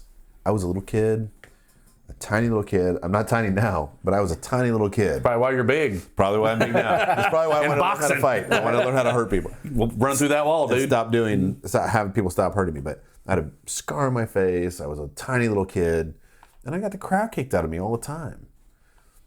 And I remember a situation where I was in school and I saw this kid getting picked on. And I don't know what switch flipped for me, but I'm like, oh, that's not happening because I know what that feels like. And I got into a huge fight over this. Got in trouble, all kinds of great stuff. But you know what? I do it again. And I do it again, and I do it again, and again. I was that kid. I was a lot bigger than everybody. As you can see, I'm kind of a big dude. Not necessarily your stature, but In I this was always- room, these are some big dudes. Yeah, It's a right. big dude room. So I didn't like the little guy to get picked on either. I just don't. Right. It just is didn't like it. against my grain. I don't believe that that's how this should be. And I think the citizens, the voters, are the little guy. Right. I think we get rolled all the time. As a leader, I'm not afraid to make a mistake, and I'm also not afraid to say I'm sorry. Right. 100%. I'm sorry that this happened. I'll do better next time. What we have, to your point, are leaders who want to act like they're blameless. You're right. And you know what people can't stand anymore is this artificial image. It's nonsense. Not It's- taking accountability. It's total fiction, and it's not taking accountability, and it's not owning up to the fact that you're a human being. So they try and create this artificial edifice that says, "Oh, I'm perfect. Don't challenge me, or you're this or that or this." Yeah. You know what? I'm gonna make mistakes. The next election I'm in, the first thing I'm gonna say is, "I'm not gonna be perfect. I'm not perfect now. I haven't been perfect in my past. And I'm not gonna be perfect in the future. But I have a room full of this, and this person that are gonna hold me accountable to doing the best we can possibly do for everyone here." And you know what's gonna happen when I make a mistake? The second that it's made and I realize it's a mistake, I'm gonna own it. I'm gonna apologize to everyone that's affected, and we're gonna do everything we can to fix it. And that shows that you're human and relatable. It does. And you know what that does for everyone that hears that message and realizes that it's the truth, because we do it We're all over human. time. Everybody's that way. They won't believe it at first. They will not believe it at first. No, because we're not used to it. Politicians aren't. Who believes Segnetti? Right. That was a fluke. But you know what happens? Even after last year. When it happens, and then it happens again, and it happens again, and we start proving through actions over time, we build trust. Pattern. It's a pattern of accountability and trust building that says, I'm going to do everything I can to help you. And I won't get it right every time. That's what we need. And when you surround yourself with people that say yes all the time, oh, he's wonderful. He's this, he's that. Don't talk about him. Don't talk about her. Don't talk about them. Whatever it is, it creates this insulated little bubble where I have no context, or our leader has no context around what's actually happening in the world. I want people to say, if I'm in leadership over a business, over government, I want you, and you to say, dude, do you know what's actually happening? Are you paying attention? Let me help you understand. Let's go for a drive. We're going to go for a walk. And I'm going to put you in front of what's going on right now. And I will be thankful. That sounds fun. It's what we should, that's what we used to do. I want to be one of those guys for you. Do you remember Theodore Roosevelt? Teddy? That guy walked in the as the president of the United States, he walked in the general public. He asked questions. Why is your business failing? What can we do? He did it in New York. The media would never portray it, but I've actually heard that so many times with Trump. He does. Like any of the business leaders that actually sit down with him, and this isn't a pro-Trump thing. But No, like it's not a pro-Trump thing. He's a business guy. He actually has that gift. I mean, he's a lifelong Democrat. So again, He it's one of actually those, is a Democrat. Yeah, he is a Kennedy, Democrat. Clinton, any of these people that were successful Democrats, they'd be Republicans today. For sure. 100%. And that's what's astonishing to me. They'd be Republicans. And when you look back in time over, and I'm going to take political affiliation out of the way, the hypocrisy of the Democrats, these lifelong Democrats saying that Trump's evil, is astonishing to me, because if you rewind back 30 years, they're telling him he should run for president. Hillary Clinton said he's going to be president. Unbelievable. My mother is a Democrat of the past who would be a Republican now, but I'm not allowed to talk about it. Because He thinks the Democrats are going to come back. There's an R or a D or something. They're gonna but come we back to can't her. talk politics at the house, but I'm like, listen, Mom, 30 years ago you're a Democrat. Now You're a Republican populist. you're a Republican, Mom. You're a Republican populist. Yeah. Kind of an extremist, if we're going to be honest. Yeah, you've got some really, you're probably on a list. So I'm going to pivot. And part of my role, if you ever are in an elected position, or just every time you sit down on a podcast, is to challenge people here on where we are and actually going with AI. This is one of the things I actually love. And so this is the most serious opportunity and threat that we've ever experienced in our lifetimes, and I don't say that just off the cuff, All willy-nilly. I've got so many clips I could share about the true dangers and the true opportunities that we're facing. Like going back to the World War II situation that you talked about, where Evansville rose up and it transformed the community, and we became this thing that did I think something. both of us would say that. I feel like we have that opportunity again, but it's going to take people looking into the future much further than what we have in the past. Like it seems like we are always kind of reacting to things. I have always made the funny joke, and it's a good thing because I'm conservative in a lot of things. Is 10 years where Evansville's always 10 years behind most every trend. That's 100%. If you see it happening in New true. York like 10 years from now, then that's going to start happening here. Yeah. We're now to a point where we can't be that guy. And I don't say that because I'm all in AI and I feel like we have to build all the data centers. I'm not suggesting that that's at all the case. Yeah, speaking of that, though, real quick, when I drove down Burkhart, you got me looking. I was looking at those They're massive. those poles. Those things are massive. Massive. There has to be Ridiculous. something Massive. going on That to is require that kind of structure. Those are not standard substation transmission poles. Yeah. Period. I wouldn't have even looked had you not mentioned it before. They but are of a size that is something going. Well, it Joe, do you know? questions why. No. Why those are such hardy? I don't, other than they're planning on moving massive amounts of energy across them. Well, yeah. More things hung off them. Well, some of them go right by Bossy Field, right where. And by the way, it's a pet peeve of mine. Did you all purposely redirect my AI? Is this AI? No. Is this AI bugging out on my AI? No. Let's not talk about that. Let's go. No, No, we'll go to AI after we're done. One of my biggest pet peeves in Evansville is overhead transmission lines. Why do we have to? Why do we not bury them? Bury them like every other big city Yeah. that wants to beautify their city. It's disgusting. It looks so stupid. And Trash. It's fraught with issues. It's more expensive to bury them. I get this.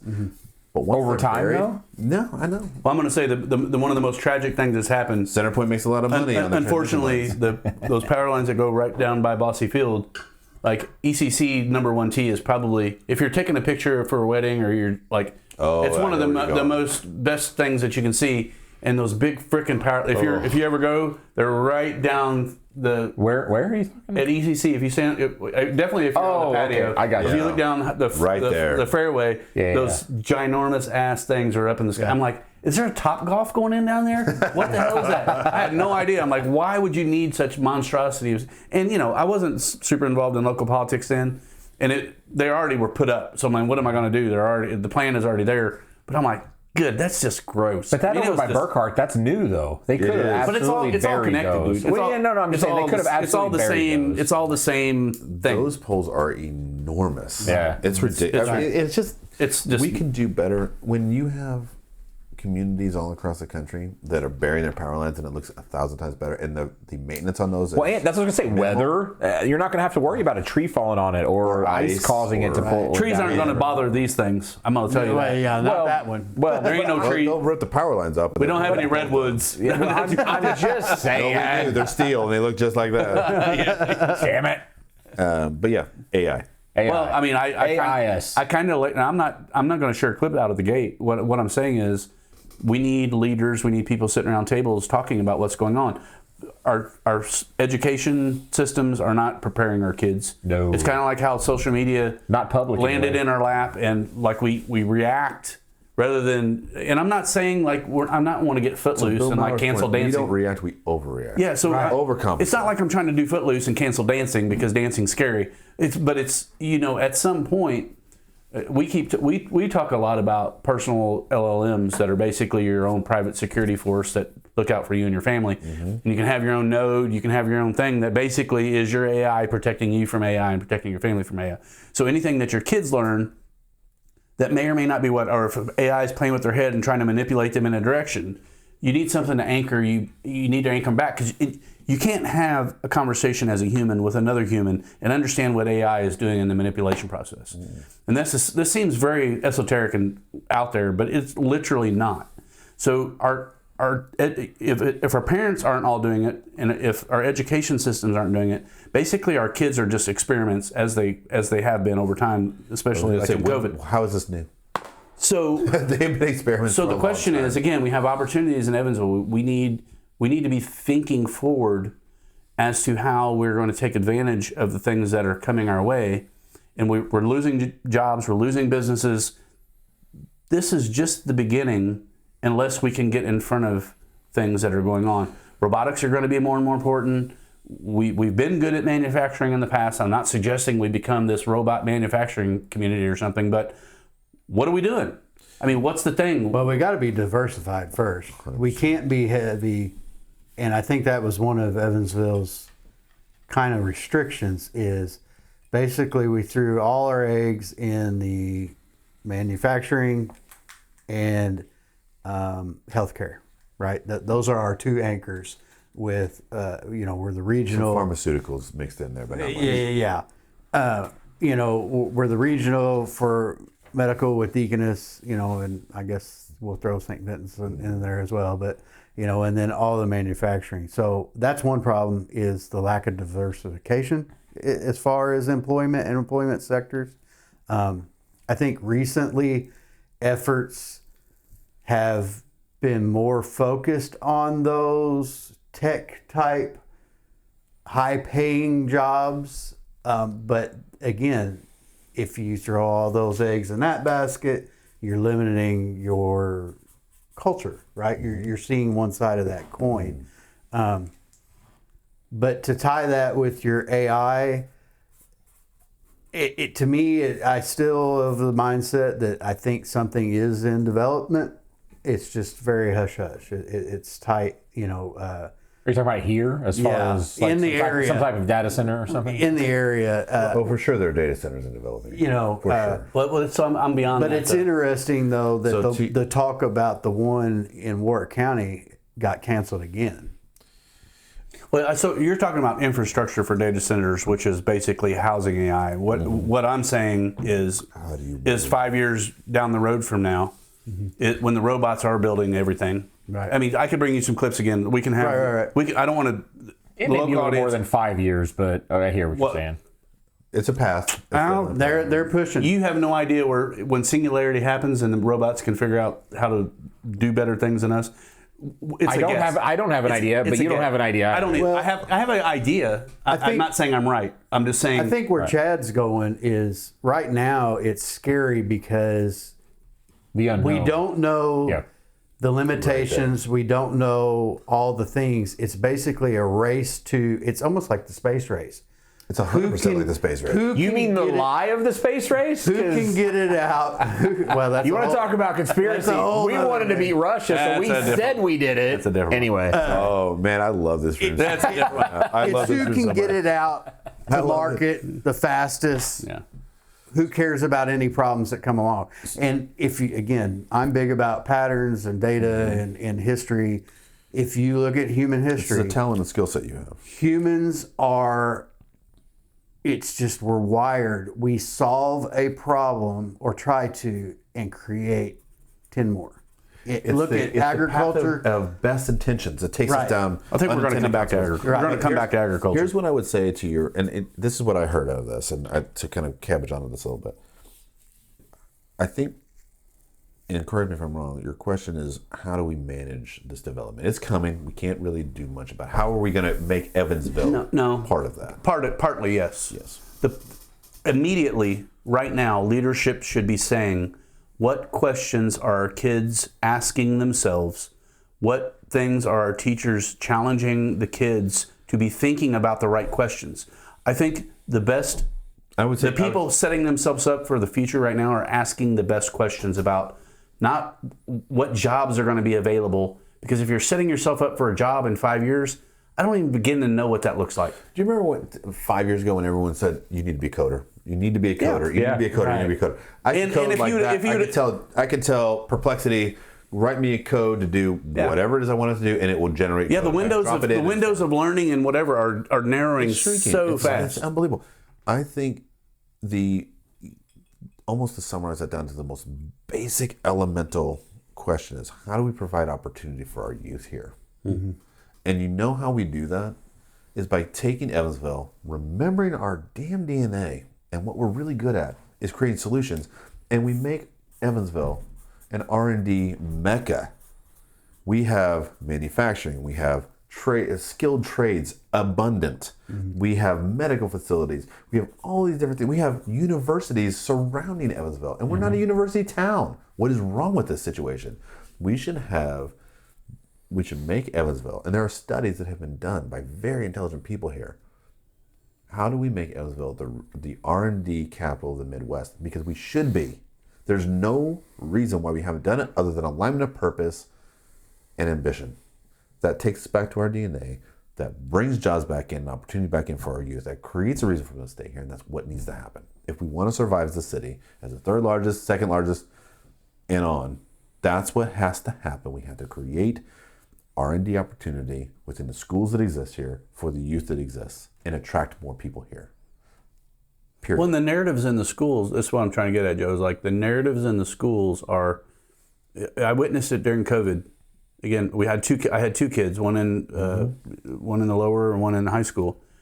And it was like I was asking simple questions like, okay, we're going to shut down schools. How long are we going to do that for? What measurements are we taking that's going to tell us that our schools need to be shut down for whatever period of time? How many kids are actually getting sick? How many kids are actually being harmed? And it was just and this was at the local level. So again, none of it made sense because they were afraid to ask the questions and they're afraid to get the answers. So we've made songs that are like breaking the chains of things, but it's like, let's get our heads out of our asses for a minute and actually start asking some real freaking questions. So a lot of the things we talked about here tonight are like nuanced leadership things, which is fantastic. You have to have that. You have to have a vision. You have to have the right people in place, but you have to also be asking the right questions. And not be afraid to get the answers. Well, not be afraid to not know. Like Travis said, like, I don't know the answer. You're right. But we need to be talking about what those things might be because our kids are all going to be growing up in this thing. And again, like, it's on us right now. You've got an 8-year-old or whatever. 7, almost 8. Okay, so, it's like we're leaving them with something and we're not really participating in it. We're just kind of like we're kind of reacting on it locally, and I don't. This is the overreaction that creates apathy. It's a reaction to the apathetic nature in which we exist. If we had unity of purpose and a culture that empowered it, we create something that makes us special. Nashville has country music. You walk into Nashville, what do you know immediately? Country Boots and hats, baby. Boots and hats, country mecca. Yeah. This is an amazing place. We were bigger than Nashville. We were the same size not that long ago. They exploded because they created culture. We have no culture here other than apathy. When you have the general populace generally unhappy about the place in which they exist, you are not going to be successful. Preach on, Brother Joe. So You're just not going to be successful. And we can change it by creating reasons to be excited. And it's not even hard to do. This conversation It's an could go on opportunity. until 11 o'clock tonight. I'm just going to tell you. You say what you're going to say. To your point on apathy, it's interesting you bring that up because multiple very close friends of mine that no longer live in the area come back for various reasons. And every one of them, when they come back, be it a short weekend stay, a week stay, or whatever, their comment is always to me, Chris, I never realized how absolutely negative Evansville is. Unbelievable. It is it, and I think it's just that apathetic, like Nothing's ever going to change. you see it driving, right? Like, I'm not letting you in, I'm not letting you over. It's my turn, even though I just got to the stop sign. Those road rage. Was that you I cut off earlier? Yeah. I'm sorry. My bad, dude. You didn't see me waving. Yeah, Chad. But here's You're waving that But one you finger. know what I mean? I do know exactly what you mean. But when you have a city where every off-ramp looks like crap, Right. every True. road is tearing True. your vehicle True. up, when you're just going from place to place thinking, Right. I can't wait to get off the Well, there's and nothing then- pretty to look at. And then what do we have? You know, That inspires we people. used Nashville as an example, right? Nashville, I think we'll all agree, is a destination city, right? Oh, yeah. Let's bring it closer home. Say Owensboro.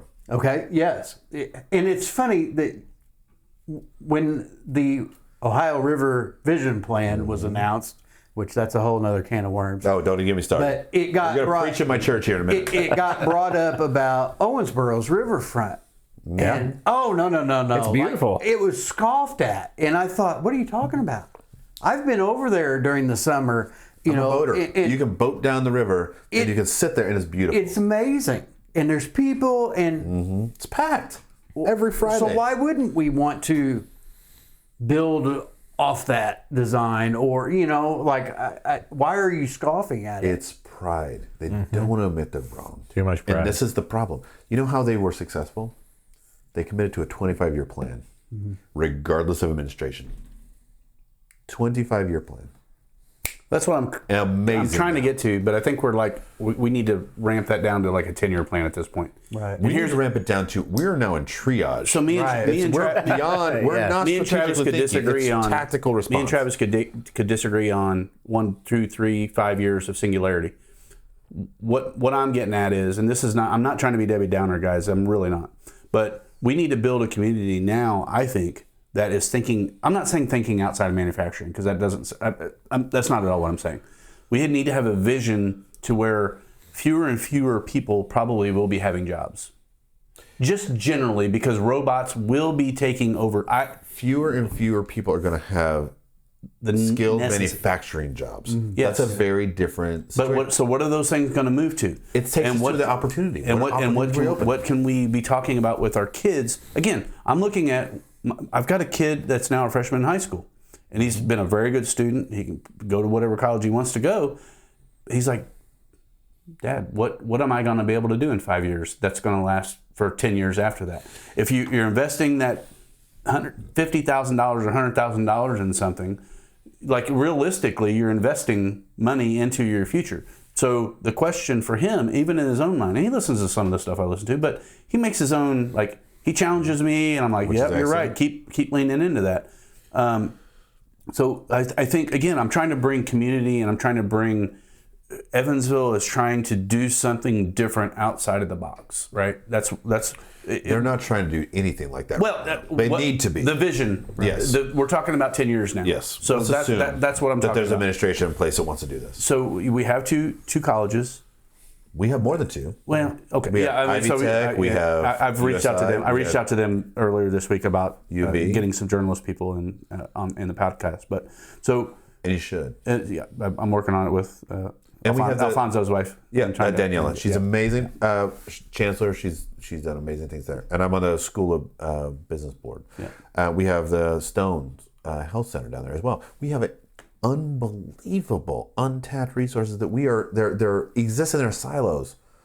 There's no coalescing force that brings them together. Not one leader that says, I love everything you're doing. We are now going to empower how do we get to yes? Show me your 10-year vision plan. How do we make it a reality? What do you need from us? The answer is yes. And when someone says, well, we got this, figure it out. You've got 30 days. That's the answer. Well, these colleges they have to be thinking about how things are changing. There's conversations 100% going. are. There's conversations going on that are. Like, I'm on the advisory committee. The School of Business at Ivy Tech. They think about it all the time. That's the number one challenging question. What are we doing to prepare our people for the next evolution? And it's the evolutions used to be in 10-year increments. First of all, they were in 20-year increments. Now they were in 10 years. Now we're in 5 years, and it's gonna become 1 in 3 years, as fast as they could possibly churn these changes out. And it's powerful stuff. It's not little leaps forward. It's dramatic leaps forward. Yeah. When you can have an AI graduating law school in weeks because it's that smart, that's an interesting conundrum. Well, and we need people challenging AI. Like we need asking good questions. That's probably our biggest challenge, actually. We're relying so much on AI now because it's so easy. Mm-hmm. I get questions. I'm sure you do too. Oh, it's very easy for you to chat GPT this up. That's not what we do. We spend hours researching. Hours. That's why we come on podcasts like this, so you can hold us accountable. Mm-hmm. Everyone in this room will be accountable. If I'm in a leadership position, everyone in this room should hold me accountable to everything I say. Not because it's fun or it'll be easy, because it's because it is hard. I want to find the best people that I can surround myself with to make these objectives possible. I want them to be hard objectives because that's what it's going to take to make Evansville amazing and realize the promise of our DNA and then provide the opportunities that are coming in. We can't be thinking about 10-year increments. We have to be thinking about 1 in 3 and 5-year increments. 5 at the outside. I did a podcast about 2.5 years ago that was AI on Paul Revere on AI. Mm-hmm.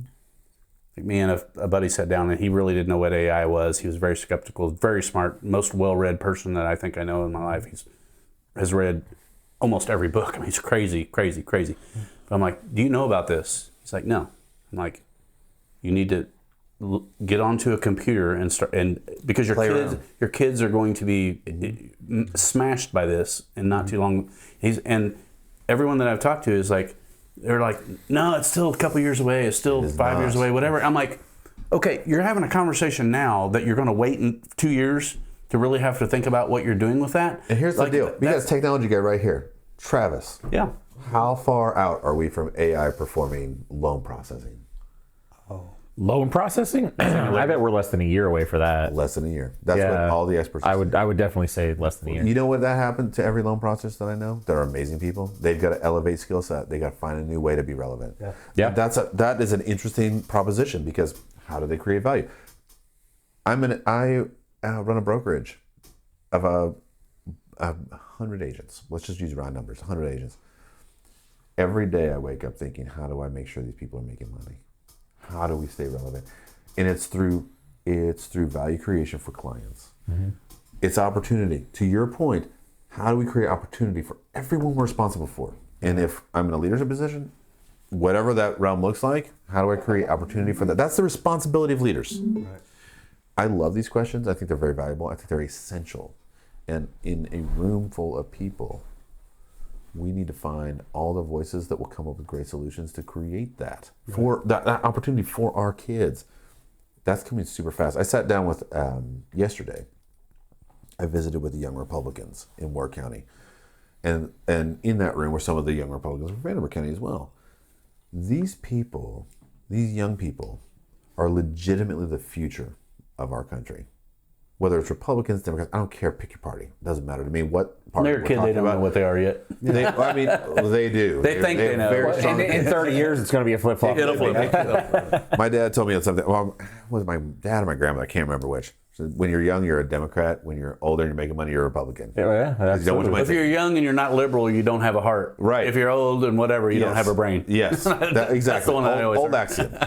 But these young people are incredibly intelligent. They're insanely well informed, and their passion and desire for change and opportunity. I've never seen anything quite like it. Change is coming. It is what is amazing is that we're not, as leaders, providing that. They're searching for it.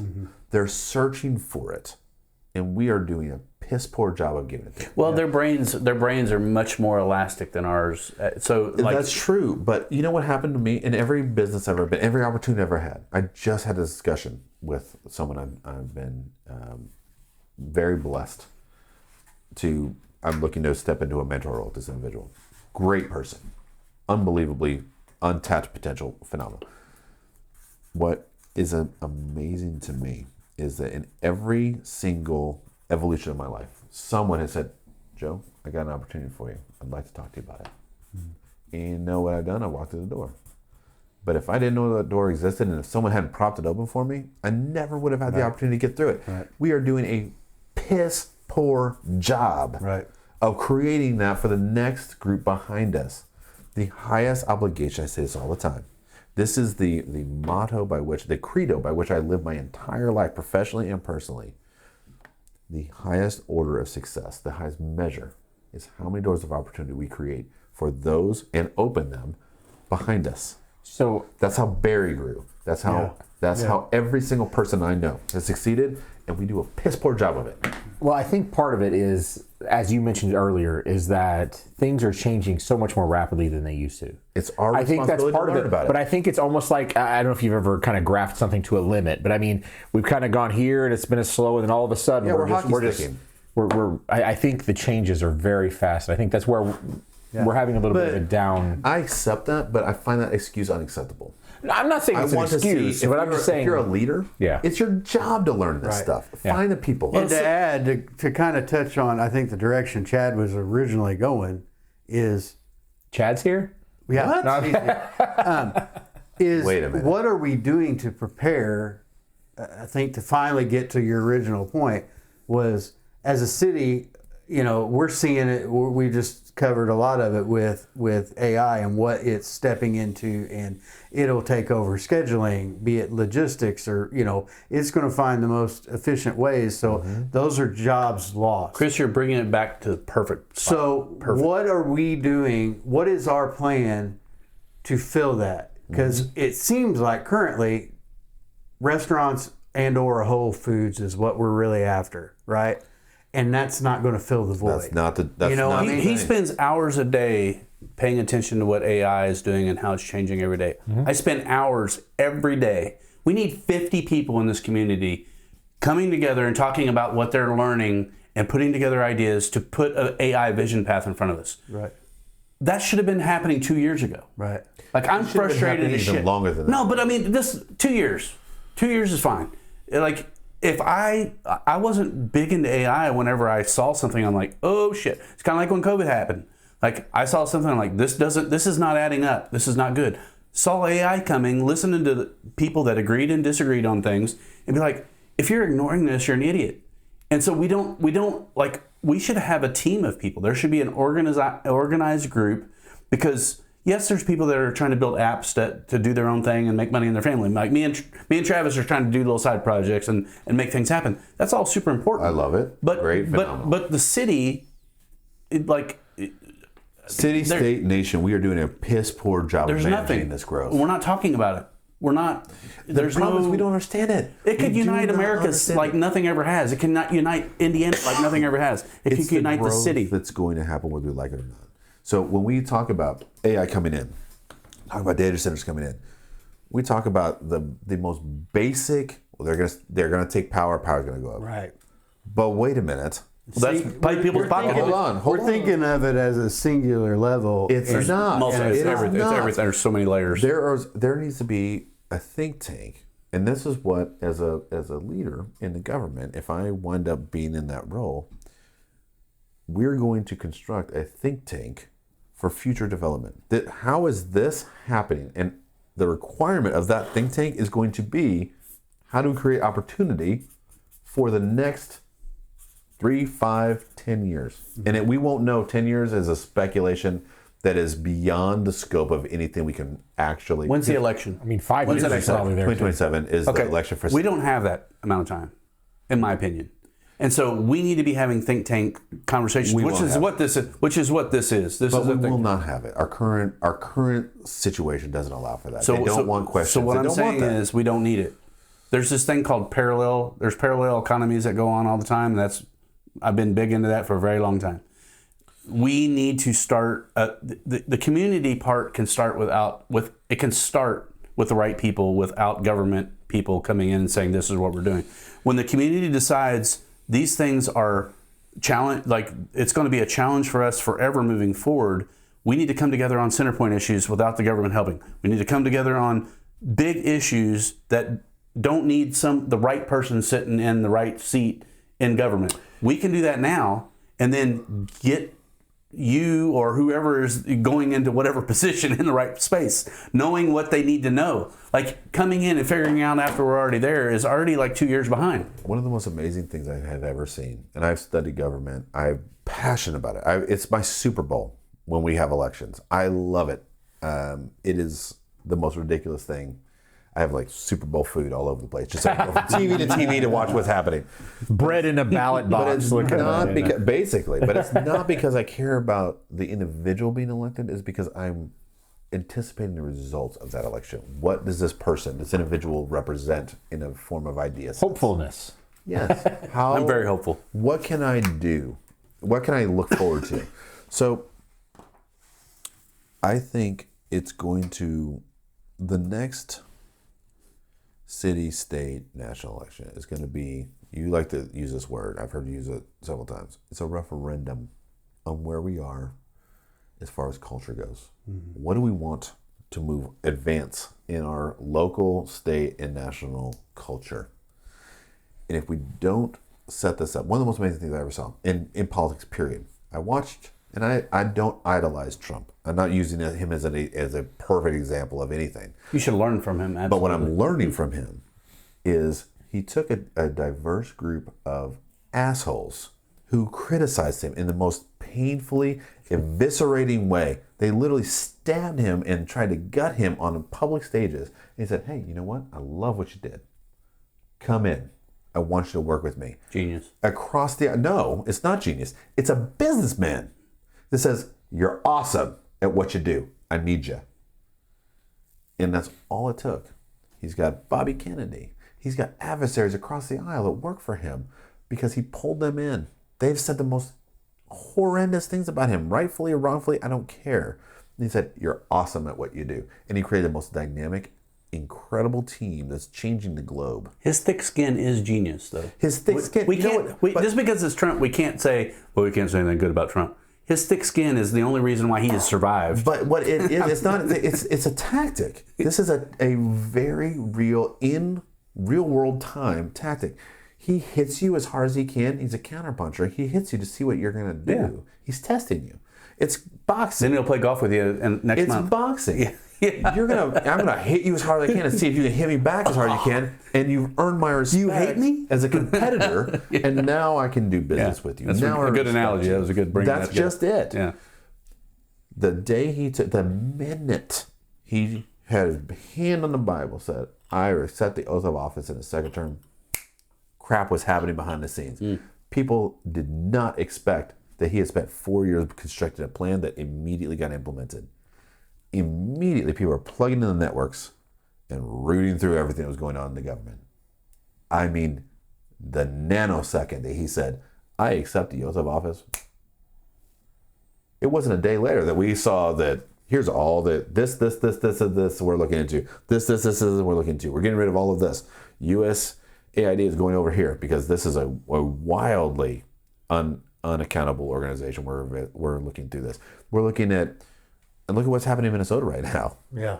Look at that. All the Doge level stuff, basically. It's people like to hate on Doge. No, people that are attached to Outcomes bad money. Yes, they're the only people that really they're like attached to the church of whatever religion or political ideology. I don't have time for people that think about that as it's not political. If you think corruption, stealing, or any of the things that we know to be wrong are okay because it's happening over here and Trump is this and he's bad because, like, just Nazi. Just stop. I mean, don't care about any of that. Just stop. I want the if best there's outcomes fraud, for the most amount of people. If there's fraud, we need Stop to get it. rid of the fraud. Yeah. I mean, if I had, well, that's not up there. I had first principles written over here. First principles for me, some good, some bad. What is good, what is bad? If you steal my money, that's bad. You're a cop. But I'm sorry, if you steal my money, you're not really a cop, you're a criminal. Yeah, you are now So involved you in might have a criminal badge, that's great, but you're just stealing That's money. just a shield for your criminal enterprise. So like, just stop. Like, anytime 100%. that happens in politics, I'm like, that's stupid. So psychologically, I'm trying to figure it out. I'm like, emotionally, I'm trying to figure it out. There's It people makes that are you getting, mad. there's people out there getting paid to do vile things. Like, a lot of money is being sent to these people Here's to do the vile issue, things. and you can distill it down to the most basic function. If there's a divisive subject or topic, follow the money. See who's benefiting either monetarily or from influence. Again, The end. Doge. So it's a bad word, fine. If it offends someone locally, if I you're don't really afraid- care. Come debate it. Let's talk If you're about afraid of transparency, it. Yeah. you shouldn't be in politics. You should not be in politics. Period. Should not. Period. So anybody that hates on Doge at that level, like, don't like it because you don't like Elon. Don't like it because you don't like Trump. If you don't think any kind of criminal should be exposed for being a criminal, I'm sorry. I'm not on that team. If that's you, if you're stealing from people, if you're robbing people, if you're trying to If whatever, there's fraud committed you're on not my behalf of friend. I'm sorry. My thing is, no matter what organization I'm involved in, business, government, whatever leadership position I'm in, there's going to be a dashboard. All of this is totally transparent. Ask me any question. And no matter where I am in whatever meeting I'm in, everybody that has leadership position in whatever group I'm in comes with me. Mm-hmm. One of the most amazing things I've ever seen, period, is when Trump's cabinet's with them. And he said, you know what, I don't know the answer. Marco, what's the answer? Right. Boom. Yeah. I don't know. I'll find out. And 24 hours later, news cycle happens. He's giving the answer. It doesn't matter that Trump doesn't know the answer. It matters that he's got the person responsible for it right there, and they're going to be accountable. He holds them accountable in real time. That's what local government needs. That's what state government needs. That's what national government needs. 100%. And you know what the problem is? They hate it because they're accountable, and all the sins are. The light is on all the sins. Well, and unfortunately, when you get into big programs like that and that amount of money moving and going, again, it circles back to patterns and human nature. Unfortunately, there are a lot of humans that take advantage. And there's money. There's money and influence. And when you're moving that kind of money, be it a grant program, whatever, the opportunity arises to, well, they won't notice this. They won't. And you see it. You see it even small scales, in a retail shop where the cashier just pulls a tin every once in a while. I was going to use that example. So imagine we're moving millions, tens of millions, hundreds of millions. A little bitty bit. One for you, one for me. Little here, one for you, one little for here. There was a company that I was involved in inquiring. I couldn't figure out exactly what's going on. So we would go in, we do our due diligence on the company, and we're looking at buying this. So very vibrant, very healthy company. There's just a little bit of something that was off in the books. I couldn't figure it out. I was trying to determine where this $250,000 and $1 billion company was going. Just kind of gnawed at me. Sounds like an accountant movie. Have you seen The Accountant? I have seen anyway, Accountant. But one of the best movies. One of my favorites. It just kind of gnawed at me. I was trying to figure it out, and when you're buying a company, you have to unwind these riddles. fortunately worked with some extremely competent people. You remind me very much of this individual, where anything like that, they couldn't take it. If it gnawed at me, it devoured them. So I'm sitting in a hotel in a very large city where this company's headquartered, and this guy comes knocking on my door about 11 o'clock at night. Said, "I got it. I figured out what's going on." It was Aunt Cindy pulling out a little bit of money every so often, put in her back pocket to pay for her eating habits, where she would go all over the city, eat at these amazing places because she couldn't afford it on her $100,000 salary. And she just took it out a little bit of time. And in a big city, it's $100,000, not a lot of money. It wasn't a lot of money. But at the end of the day, across 2 or 3 years, it's $250,000. And you're like, but they some big never good restaurants, noticed it man. because it was, well, she would take families. Her family. Yeah. So it's this little itty bitty bit at a little bit at a time. And so it never got noticed. It's like when you give a mouse a cookie, what's he want? He wants milk. More milk, yeah. My daughter loves that story. And that's it. When you give a mouse a cookie, what does he want? He wants the milk. Yeah. And that's what happened. Right. She tried it once, didn't get caught. Tried it again, didn't get caught. And it starts growing. Again, didn't get caught. And now the sin is so big she can't confess. Right. Well, we found out about the sin. She got fired, and then she had to pay a bunch of money back and had a whole bunch of other things happen. Not my problem. You carried the bullet. You forced me to shoot you. Mm-hmm. I had no choice. That one Aunt Cindy to have a tumultuous life? No. Did you create this? Yes. I had no choice. That's what we're doing when we sin in that way. When we create that issue, and that's what government has been. We're afraid to roll back the carpet and show what's actually happened. We're afraid of this, that it'll be too much for people to understand. Right. You know what? I want to be that person that says, we're just going to pull it back. No names are going to be assigned. This is just where we are. And if you want to see it, this is where we are. If you want to see it, it's here. Well, if you don't want to see it, make you see it. Well, this is where we are, and this is where we're going to fix it. And kind of to that, it's a mentality too that, like, I've brought this up in some of my posts, the things that have happened in Evansville historically, because again, there's patterns of what I'll call fraud, right? Or where maybe an individual, what most people would call fraud, right?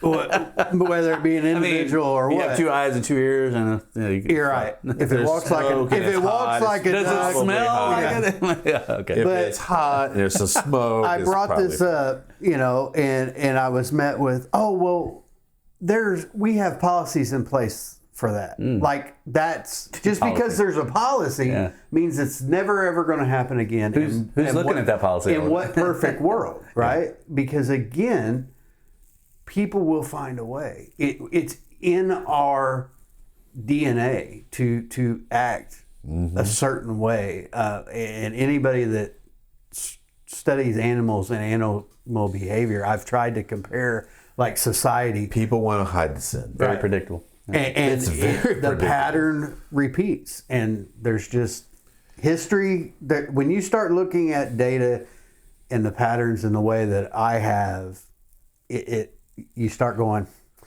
I'm really trying to find another explanation, a good excuse to explain this. But it's not. This is a point of conversation. Me and Travis always talk about singularity.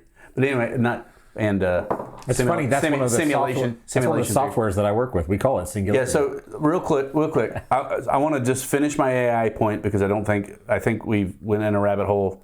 And I want to pull us back out for just a second. And then if we want to talk about TIF or the Mets thing, we can. I want to know, if we talk about them, what I want to know is what can we actually do to what the question is, like what direct action can we take to figure out what's going on. I suspect we don't have time for one of those topics. Yeah, so let's pick. Talk amongst yourself after this clip and figure out which one you think is the most important one. We'll do that. This clip is only like a minute. It's not very long, but it does, I think, point out. So hopefully this is ringing again here, bud. If it's still around. Ray Kurzweil predicts that that's the year for the singularity. That's the year where progress becomes so fast. So this AI doing science and engineering work makes improvements so quickly we cannot keep up anymore. That's the definition of singularity, point beyond which we cannot see, understand, predict.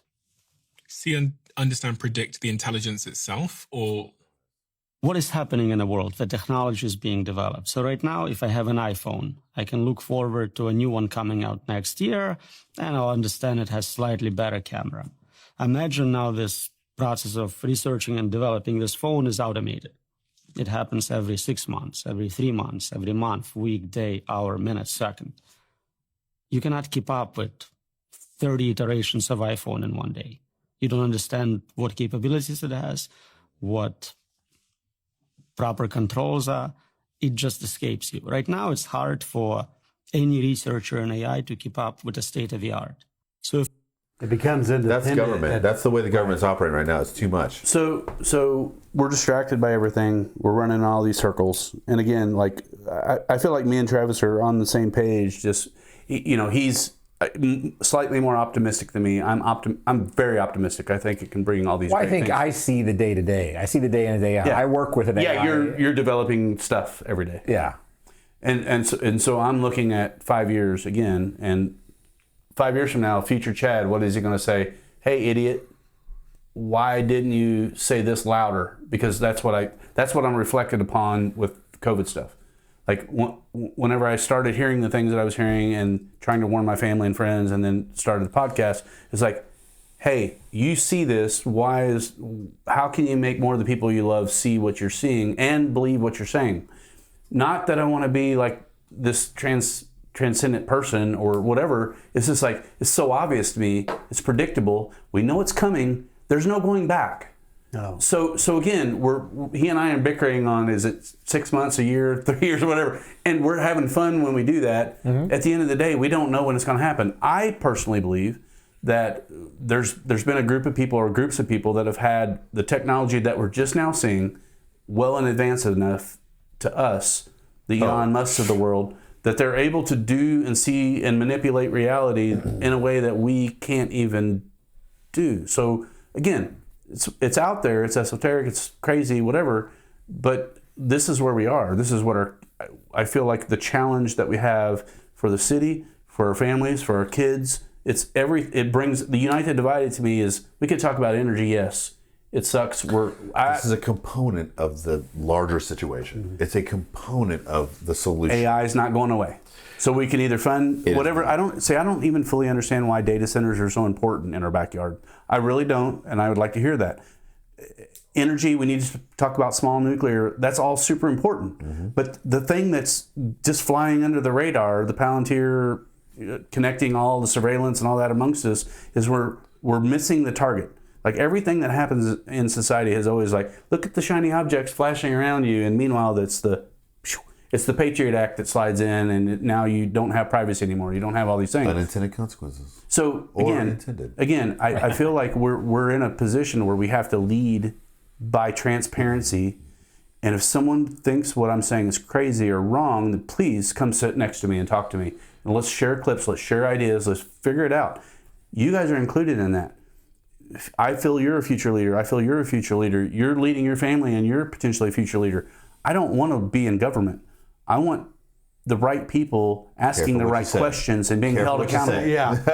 No. I truly don't. Accountability, transparency, and right conversations. Debate, bring the best ideas to the front of the table. Have people visioning the things that are happening on around you. You got to stay ahead. We've always 10 years behind, which has been fine. It's been safe. I don't mind not being Nashville, to be honest with you, Joe. I don't mind a small community that's not hustle and bustle and traffic everywhere. I love a small community. I think it's important. It's part of the reason why I stayed here. We could have moved to Seattle. We could have stayed in Asheville. We could have moved to anywhere that we wanted to. I don't mind the non-hustle and bustle. You know? What I don't like is the lack of opportunity. Stagnant. Right. Well, we have to create identity of place and opportunity for the youth that exists here. If every single person that comes out of a school says, I can't wait to leave, we are missing it. Well, that's the school. To me, quite honestly, that's the school's failure. Not even that, but that we are responsible for the schools. We are responsible as leaders. We elect the school board. Just go on a school board. I know, elect the school board. But you don't know what they say every time. We can't be in every board meeting. We hire a shiny face. Accountable. Yeah, and if we don't, how do we? I don't know. By asking them what they're standing for. And here's the KPIs that tell us, the key performance indicators that are telling us that you're doing what we're tasking you to do. And if they can produce those, then we find people who can. So as our government, we need to do a better job of what those KPIs are, and everyone needs to be held goals. accountable. Yeah. Here's the goals you're going to hit, or you're going to find someone else to do those goals. And I'll agree with Chad on that. With what I've done, you know, I've been told, oh, well, it's justified a few times. And I've said, okay, how'd you measure that? What's your measurable that justified these raises across the board when everything I'm seeing is showing that this is failing exponentially faster year over year from When the the people failure I've is talked faster to. than the success You know, rate. It's so dramatic. what are you using for measurables? You know, You're not going to get good answers. and well, I got to refer to legal to know what I can and No, can't well, tell you. public schools are funded by taxpayers, Right. And they get raises no matter what. If you're a business and you have a bad model and you're not creating the product that you're saying you're delivering, you're not giving raises because you're Right. not making more money. Can you imagine a business, a successful business? Can you imagine, you worked at Barry. Can you imagine any leader at Barry, when you ask them a question, saying, I'm going to have to get with legal before I can answer that question. How well do you think that business is going to go? Right. This is the situation we've allowed government to become. They're so insulated by whatever nonsense that is. Right. If I'm in leadership, in business, in government, and Travis, you come and say, I have a question for you, and I don't have the answer, give me 24 hours and I'll get you that answer. Yeah, absolutely. That's the responsibility of a leader. I don't care what version of that leader Because is. if you can't, now I've lost faith in you. 100%. And now we're talking in the break room. Now I feel like you're hiding something. Right. We're talking in the break room, and that leads to Culture erosion. Right. People, it's like they say, people don't quit jobs, they quit leadership. And the same goes for 100%. Evansville has been in decline since 1960 when we peaked. And, you know, yes, some people just moved to Newburgh for whatever reasons or whatever, Gibson County, right? But they're still leaving Evansville at a rate. And the questions are why? Right. And they're easy answers because we don't like it. Right. Right. It's expensive. I don't feel included. There's nothing that attracts me here. I'm not safe. Our I'm not roads are safe. horrible. I don't care about Evansville. Right. You know what we just saw with this amazing IU win? Everybody cared. Every single person across Indiana cared. There were 65% red in that Miami stadium. A home game, basically. Incredible. A home game. Over a football game. How much money did Hoosiers spend? Oh my God. We just moved. Ron DeSantis is a genius. Yeah. Yes. Right? Yes. Hey, wait! No property taxes, no income taxes. Sign me up, dude. Yes. And you know what? His state is flourishing. Let's do that. Flourishing. They got beaches and stuff. That's cool, but We don't have that. We have to find new and creative ways to incentivize people. We don't have that natural. Again, we're not a destination. But we could be. We could be. Neither is Nashville. and we need Until they were. and we didn't need to get into a sovereign city conversation, and I really want to talk about that next time. Prior to that, That's a very fascinating discussion. it's a seed is what it is. I don't pretend to know the answer, but how AI, how economies are going to be changing so rapidly, and money is changing so rapidly. You asked why we need data centers. Data centers power AI. Yeah, I know. So when you have data centers powering AI, we want to have data centers in Indiana because that creates revenue. If we do not control how those are implemented, through the best of intentions, we are going to be damaged. So we need leadership that understands, one, bring every good mind into this discussion. Two, how do we protect our people that live here from unintended consequences? Three, how do we make money from it? How do we advantage the citizens in the state? This conversation is going slightly different than what I thought. So let me just draw you to crazy. Data centers are something that creates AI, right? It powers AI. It's there to power. Yeah. It powers AI. Yes. Right now, Computing power. Right now, I can access Grok Heavy, and I have the fastest thing that civilians can have, and I'm paying a premium for it. But I'm getting that luxury delivered to this computer and that computer whenever I want it. But what he's saying is that is happening because there's a data center somewhere. I know. Okay, I need to finish what I'm saying Continue. is, All right. why does the data center need to be in our backyard compared to wherever I'm getting what I need right now from where I'm That's getting an it? excellent question, and the reason is because it generates revenue, taxable revenue. So just know that I'm answering all these forums, all these things that I always hear. They're fighting data centers.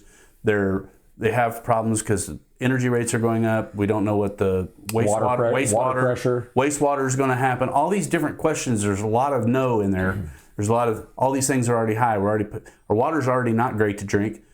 They're already telling us we don't have enough of it. Energy prices are here. Again, I'm not saying we don't need data centers. What I'm saying is if we do need data centers so badly, we need to tell a story as to why we do and how we're going to offset what that is. I want to say something real quick. I like where Joe, last time we spoke with Joe, he said, bring your own power. Yeah, well, fantastic. So if we require a data center to come, we didn't even talk about nuclear. We should. Well, no, we didn't. But if you can require them to bring their own mini nuclear and they only use 80% of it, well, there's 20% more power going into our. And that's the key right there. What he just reviewed and what you just proposed, that's the key to what good leadership is. That's creating opportunity for the future. I want data centers. I want all these things. I want job creation. I want revenue growth in our tax base. That comes with responsibility for planning for that thing. You don't drop a bomb into a situation without understanding what that damage is going to cause. And that's what a data center is. It is disruptive. It is a disruptive force, and we need to accommodate for that. We need to insulate the populace against it. And we do it through, they're going to generate their own power, period. Right. They're going to use our river for cooling. Great. What's the wastewater? Where's the wastewater going? What are our requirements for clean water coming out of that place? Right. And we can make it just as pure. We can make it drinking water if we wanted to make them do it. We won't, but we could and we should. Generate your own power, put the excess back on the grid, create potable drinking water. That's the requirements. Put them everywhere. Tax base explodes. We become a mecca for technology. To answer more directly to what I felt like your question was, the reason why, like, maybe city leadership or whoever it is wanting that, right? In a city like Evansville that is in population decline, losing tax base, facing higher utility rates, so likely more people are going to leave. That's an easy way for them to generate revenue in their city, is to have that fill that void. Not an argument for or against, but I can see why. So me as a consumer of AI and wanting power to ask better questions and have access to these models, do I have access to these models and is it coming to me? Like, why wouldn't I want it downstream in Kentucky? And we're just tapping into that data center, and you get the AI power, but you also get the money. What is the money? What is the money that's actually coming to us? That's you build the data center. You create some construction jobs. You have a data center people working there. You have not many people at all. Yeah, 50. And then when technology changes again in 6 months or 3 years, whatever the thing is, you have this thing that you've built that. What is it promising us? Remember that subscription fee you pay to get that premium? Yeah. You're getting a piece of that back to the state. Well, so that's the sovereign economy idea that I'm talking about. It's like we don't really have any buy into something because the only thing we're promised is we get better technology, and like most people don't use the technology that we have to its fullest. It's like, what are we actually getting? Why aren't we creating a separate AI or Here's a data center tax base that says this is this, it is 10x what every other tax base is. But here's the scarier side of this too, I think. Okay, so we're opposed, we're scared of it, it's new, whatever reason, right? It's going to make water unsafe. I mean, there's a lot of unknowns, right? But the powers that be that stand to make a profit off of AI data centers, they're going to do it because they want to make the money. They're going to do it. They already have the money. They're going to put it in China, or wherever else that now may, to your earlier point, may then use that information that it's sending out to our future, our kids, 100%. to For manipulate. nefarious purposes. You know, I feel like we could have an hour-long conversation just on this right now. What I will say is the reason I come back to the decentralized local nodes that are your private LLMs is China can do whatever they want with the information that they're putting into their data centers. This is the whole argument against TikTok in China. They can filter it. They can censor it. That's what they do. They can give you the narrative that they want to give you, which is what they've always do. They've infiltrated our media. They've infiltrated our government. They do. Russia and China are both doing this all the time, and we're doing it to them. To be quite frank, Right. That's what we do. Counterintelligence and all that. I guess what I'm getting at is I don't understand the money that's coming in from the data center, what the actual value that we're going to get at it, and what we're promised in the end. Like it seems like it's being force fed really, really fast.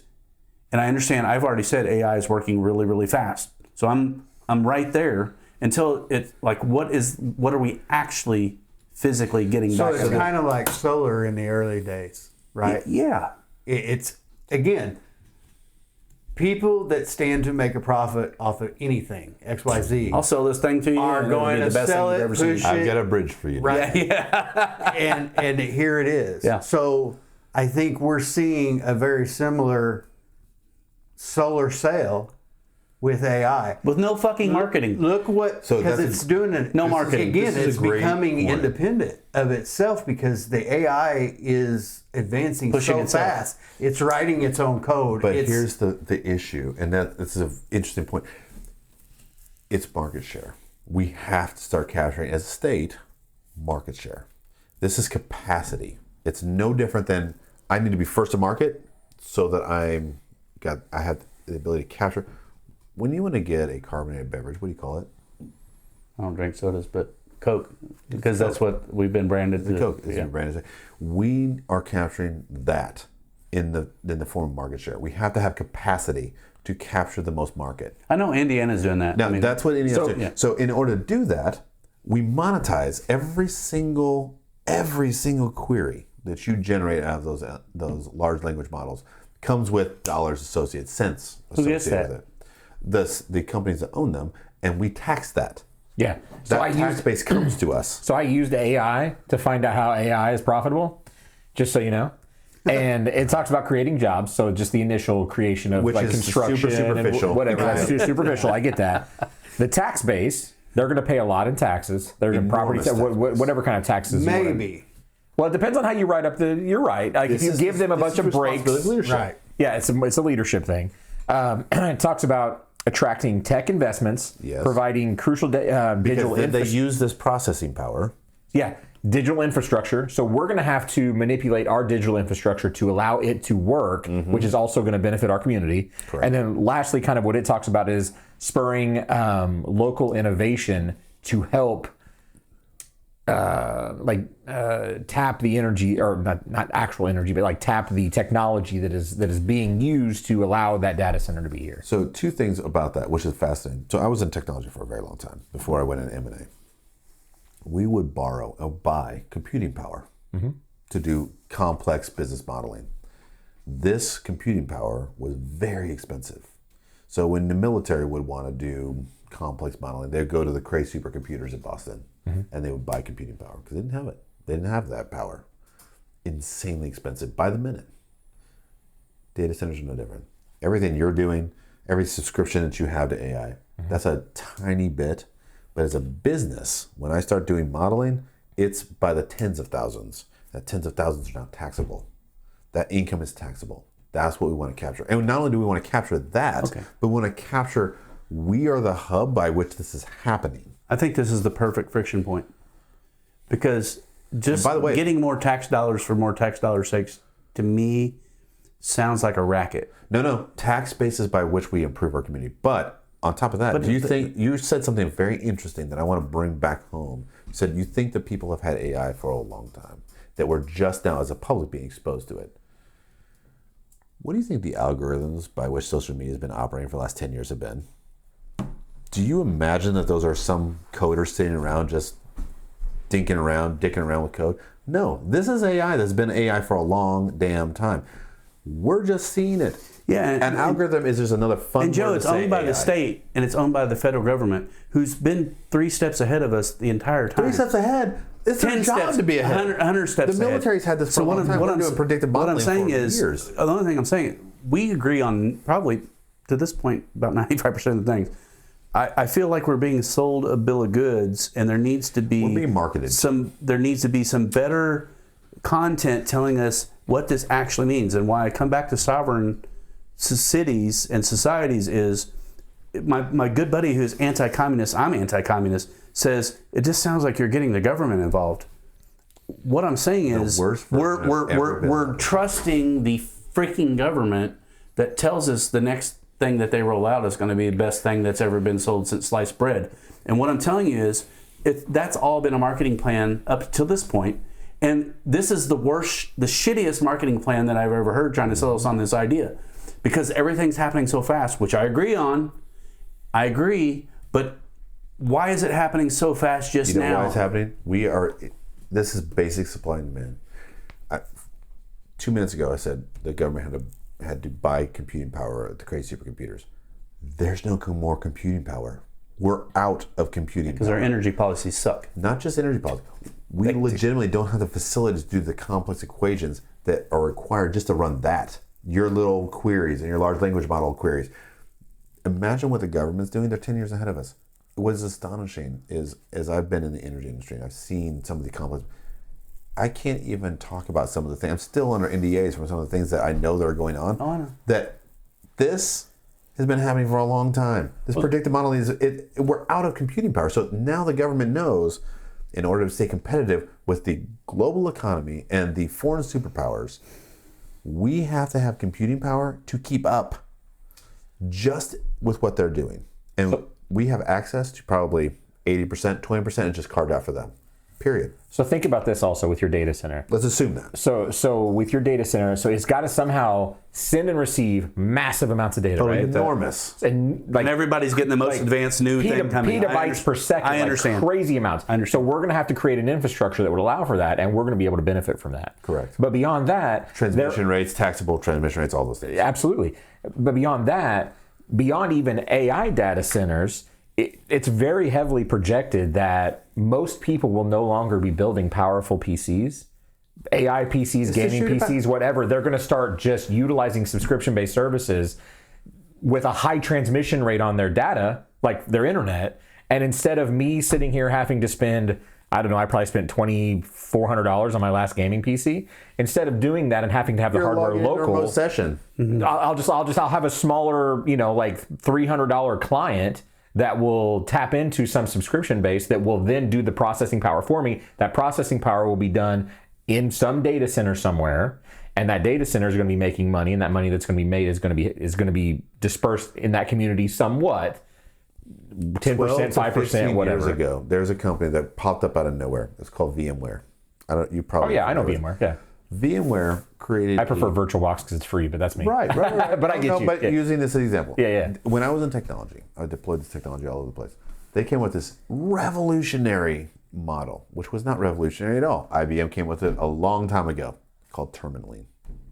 They dump a terminal, the dumbest PC that you could possibly come up with. It probably costs $150. Just something that can. They put them across hospitals and these receive and send institutions data everywhere. Yeah. All I had to do was, it had a video card, a little bit of RAM in it, and that's it. It just sat there and just popped up this very basic operating system and said, log in here. And it created a remote terminal to the server that said, blink, here's all your data. And it had centralized computing. This existed 15 years ago.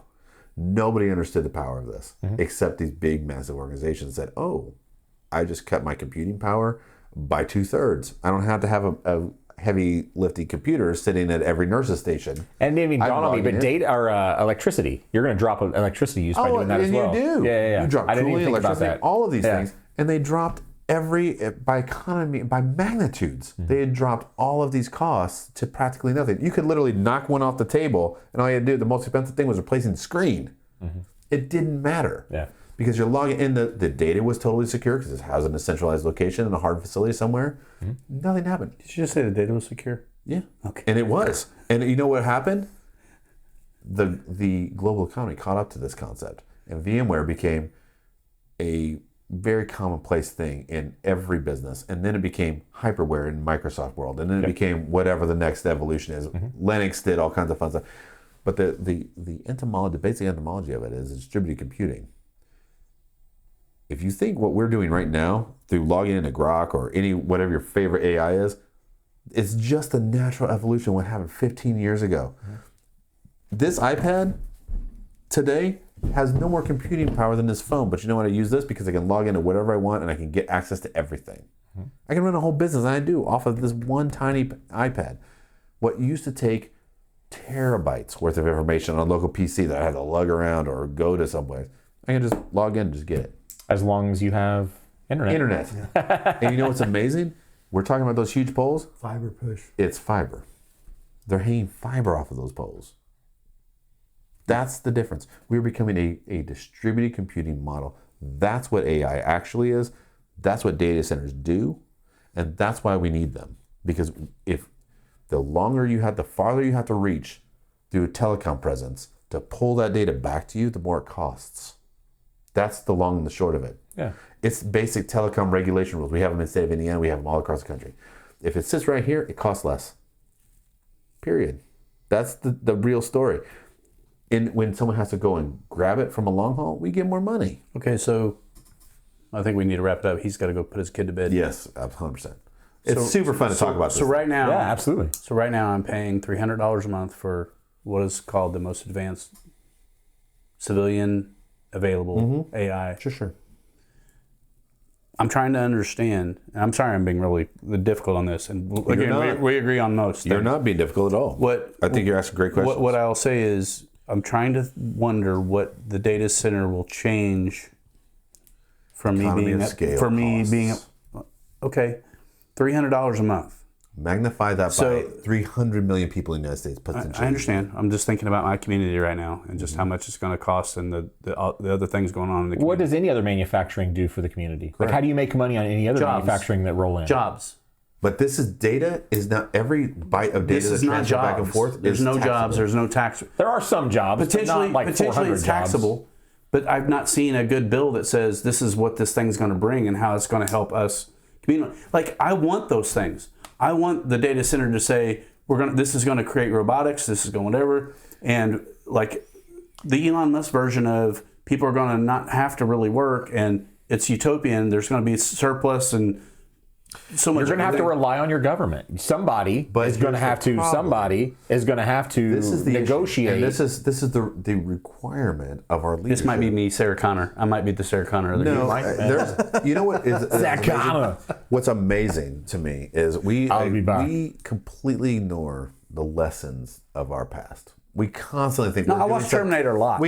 Yes, I'm getting there. Many times. We constantly imagine we're creating something new. There's nothing new under the sun. It's the oldest axiom that I know of. You know what's fascinating to me is that the government pulled Tom Clancy in to consult on current events because he had predicted them in science fiction and in writing. The Simpson writers. We need to get the Simpson writers in here. That's South Park's pretty good, not an unfair thing. We don't pay attention to the trends that they recognize through history. We're not paying attention to it.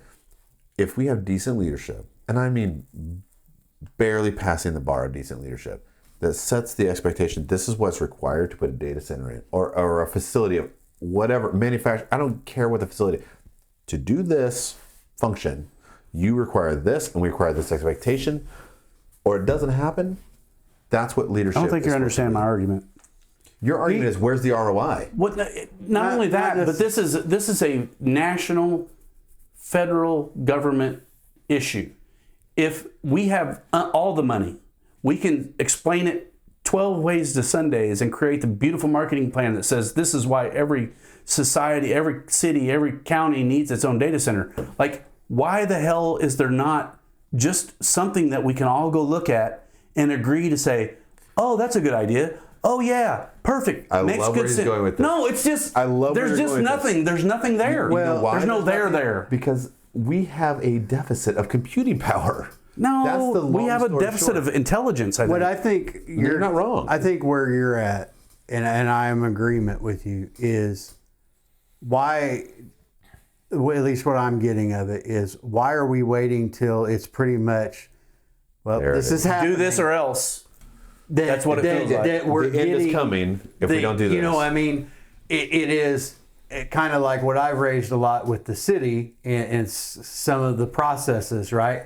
When the citizens find out, like with possible data centers coming, you with the NDAs and everything else, basically the time you find out is after the zoning appeal It's already or variance has approved. already happened, It's coming. and you can't afford not to do it now. And I think that's kind of where you're going with this is, okay, this is rapidly advancing to the point where it's almost out of control, and it's going to be we have to do this. You don't have a choice, and now what? Good luck. Right. And That's again, an that goes abandonment. That's with a dereliction of leadership. So I'm giving you a future objection if you are in leadership a year and something from now. You know what I'm explaining to you? This is a thing that the questions should be answered. And I'm not saying it's the idea behind it and the infrastructure and everything is not essential and important. I'm just saying, again, we have literally the most intelligent people on the planet in our country. And the ones that aren't here want to come here. So explain it to people in a way that, this is why we need to do it. Substantiates the need. It's not rocket science. right. It's not. I think We're making it rocket science, and it's really not. I think when you obfuscate something through complexity, it raises questions. I think that Energy should be free. Let's just say that. energy could be free if you had nuclear Should have been power. free already. Let's even assume there's a minimal charge for transmission and maintenance of transmission lines. Okay, that's fine. Drop nuclear power plants around, and it would be pennies compared to what we're paying now. But we're arguing over CenterPoint instead of what the AI is or what it isn't. That's why I didn't do a local podcast to start, to be honest with you, Joe, because I felt like local gets down in the minutia, which is super important in the streets, and I never ever leads state, which leads national. When you have it is the God's honest truth. When you have someone willing to, and rightfully or wrongfully, and I don't care what side of the aisle you're on, in Minnesota, we have a mayor who is leading national news. I would agree. I don't. national news is a joke. Man. I get this, But he's leading the narrative.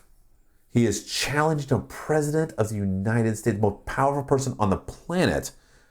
He's challenging him. Who's funding that? Who's funding it? There's 1,000 questions to ask. This is why I don't have local politics. But honestly, he's wagging the dog because he's created a narrative that allows him to do it. Wagging the dog because the narrative writers have allowed him to. Yes, I accept that, but we can affect change at a local level that cannot be done at a national level. I don't have to do that. I can do both things at the same time. You can. Yeah. And we should walk in shooting on at the same time. But my point is, this individual has created a leadership opportunity, and I don't agree with it. I don't agree with anything he's doing. That doesn't negate the fact that he's done it. We can do the exact same thing to answer your questions, and we should. Our leadership here should answer these questions. This is why I love this conversation. right. Because we can agree on 95% of things, and you got to push the edge of actually 100%. Yeah. Every single person. If I'm in a leadership position, I hope everybody in this room is part of it. Because you'll ask these questions, and it will be hard. And it should be. It And should be. uncomfortable. Yes. Yes. Very uncomfortable. But to your point, like you just said, those people that push back that, well, what's the mayor supposed to do about CenterPoint? They don't have any control over it. Yes, they do. And Yes, and they do. Minneapolis proves that point. 100%. It can stand 100%. whether it's just a Fort unit- Wayne proves that point right, Right. now. They Right. beat Right. Duke Energy, and they beat them handily. Right. Gentlemen, we could go another 3 hours. Oh, easily. And We have to respect Travis. Let's blame Travis and his Travis's daughter. No. Travis, you. You've given. I'm not going to say how many hours you've given me Oh my today because that gosh. would violate probably a lot of things. Don't violate me. Thank And you. by the way, I'm so thankful for Truly. both of you two. Yeah. I'm Well, so thankful. I would. This would not be what it is without him, and that's fantastic. This conversation to me has been has been the best local conversation we've had, and It's we've exciting covered. to get good people in a room. We've covered a lot of very important local things. We have to somehow uncover the eyes of local people of the things that are happening nationally and globally that we don't think are super important, but they are actually coming down on us right now. Everything so if we is ignore connected. Every single thing is connected. If we ignore it, if I can open up 3 people's eyes to like, this is why this conversation needs to be had right now. That's aren't we just supposed to let Elon Musk answer the questions and tell us what our AI is going to be, or do we need to understand what that looks like to our community and then look back into the future or past? However Imagine you want to. What would happen if you had leadership, even at the city level, that was impactful as what other cities are doing, even if they're wrong. What would that do for Evansville? Right. Yeah. What would that do for Evansville if we created a narrative so strong that it attracted national attention? 100%. That's my challenge to every city leader. We can barely get local news. Oh, it's ridiculous. It's honestly ridiculous. My post today, almost 8 hours later, before any of the local news covered it. Hey, Christopher. Yeah. That's why you're here right now. Yeah. Because we are going to make the local news different. You are our blower of the whistle, man. Like, there's some groups out there, Evansville Watch, I think, has got some good things going on. There's like some those models people. out there that are working, but they're still not asking the right questions and pointing the fingers in the right direction. And that's because they take money from those things. And that's like, it's the difficult part is that you don't have the money backing up the narrative, right? So when you challenge it, the money just kind of dries up. Yeah. So I would say that when you get people like you asking questions, when you get people like you asking questions, Chad, Travis, you've asked some very interesting, and you present a very unique perspective from a technology space. When you get people like that, real leaders want to bring you in and say, how can we be better? There's a problem when you're forced to the outside. I think that is the most indicting thing of where we are right now. I want to encourage visibility. I want to encourage transparency. I want to be challenged on everything, every assumption that I would walk into a situation with. I want to be banged up. I want to be able to defend it strongly. And if I can't, let's figure out how to make it better. Yeah. You want those voices in the room. And that's not what we have today. I want to send you home, like you said to me, your dad would wake up in the middle of the night knowing that he had to solve problems. This is the shit that wakes me up in the middle of the night. 100%. And not because I know the answer, it's because I don't know the answer. Right. You know, and so that's where we are. I bang up on CenterPoint and some other things all the time. And I can promise you, I have bed sheets that are worn thin from me tossing and turning. I'm not kidding. They're worn thin from tossing and turning. And the only reason that I'm sure you're the exact same way, and I'm sure everyone in this room is the same way. The only reason we have these conversations and we put these things out in the public space is because we're trying to make a difference. Right. And I think as far as CenterPoint goes, in a couple of weeks, you're going to see something really interesting occur. I hate to tease it in that way, but I legitimately can't say more than that. But you're going to see something interesting occur because what we have done, and that's everyone in this room, and you've contributed to pose, we are going to create something that has attracted high-level leadership to become invested in fixing problems and holding people accountable. And that's going to be an amazing moment. I think that our city should have done a long time ago. It took not very much effort whatsoever on my part, and it took a leader coming forward and saying, how do we fix this? And that is the amazing thing. That's the power of one person and another person and another person and another person getting together and saying, enough. We need to fix this problem. And CenterPoint is a universal problem for everybody. It's a universal problem for every business owner I know. It's a universal problem for every individual I know. It's a universal problem. And I tell a story all the time about my strongly Democratic couple, elderly couple, they were retired, were snapping off twigs in the city park. So they can heat their house during and I'll probably see them out there again, which will break my heart because they can't afford medicine and their CenterPoint bill. Yeah. 100% unacceptable. And I'm strongly censoring my words because I want to drop the foulest language you can possibly imagine because I'm not passionate about it. We need to fix that problem. I begged our city leadership, don't make this an election issue. Please don't make this. Let's fix it. Don't even put my name on it. I'll help you in any way I can. Just fix this problem. I begged them. Well, this is a shameless plug. We only get to do this once a week right now because Travis is The only person that's volunteering. Always blaming Travis. No. Damn you, Travis. You take it as blame, but it's actually giving you credit. Oh, okay. I do have people that are stepping up and looking to fund. So we need, we're getting a space. We need more. We need more than one conversation like this going on a week. We need multiple people challenging the things that we're saying and bringing other statements or questions or ideas to the table. And so that's what I'm trying to do. And so for anyone that has the resources, the talent, the time to contribute, we're going to need more podcast hosts. We're going to need more researchers. We're going to need more people looking into these things. We have to solve these problems. I think the people that are in this room, at very least, if we're not the people that are going to solve them, we definitely want to solve them, and we have the right energy to do it. And I would add to that the you got to hurry because I really have to pee. The passion that you guys have brought to this, honestly, the passion you guys have brought to this, and the benefit to the community by candidly having conversations and having different people on here and being unafraid. It doesn't matter political party, it doesn't matter ideology. You just want the best ideas to come to fruition. That is a very dangerous place, a very vulnerable place to create for people and for the public, and you've done it with unbelievable courage. And I think that's awesome. I appreciate you thinking that. I really do. I really do believe it. And if there's any single solitary person that listens to this and thinks that any bit of this was scripted, it is not. No. This wanders all over the place, and it is. And what you're doing is you're holding future leaders accountable. That's the purpose of this. This is the framework of what you're doing. I know it as a future leader. I know what you're doing, and I applaud it. I want you to hold everybody accountable, and every leader or aspiring leader should be anxious to be sitting in these seats. I watched Noah Robinson, who's on a different political side than I am. I admire him for coming here and having a very candid discussion. Yeah. He was open, transparent, and honest. Good for him. It was a good night. Yeah. Amazing for him.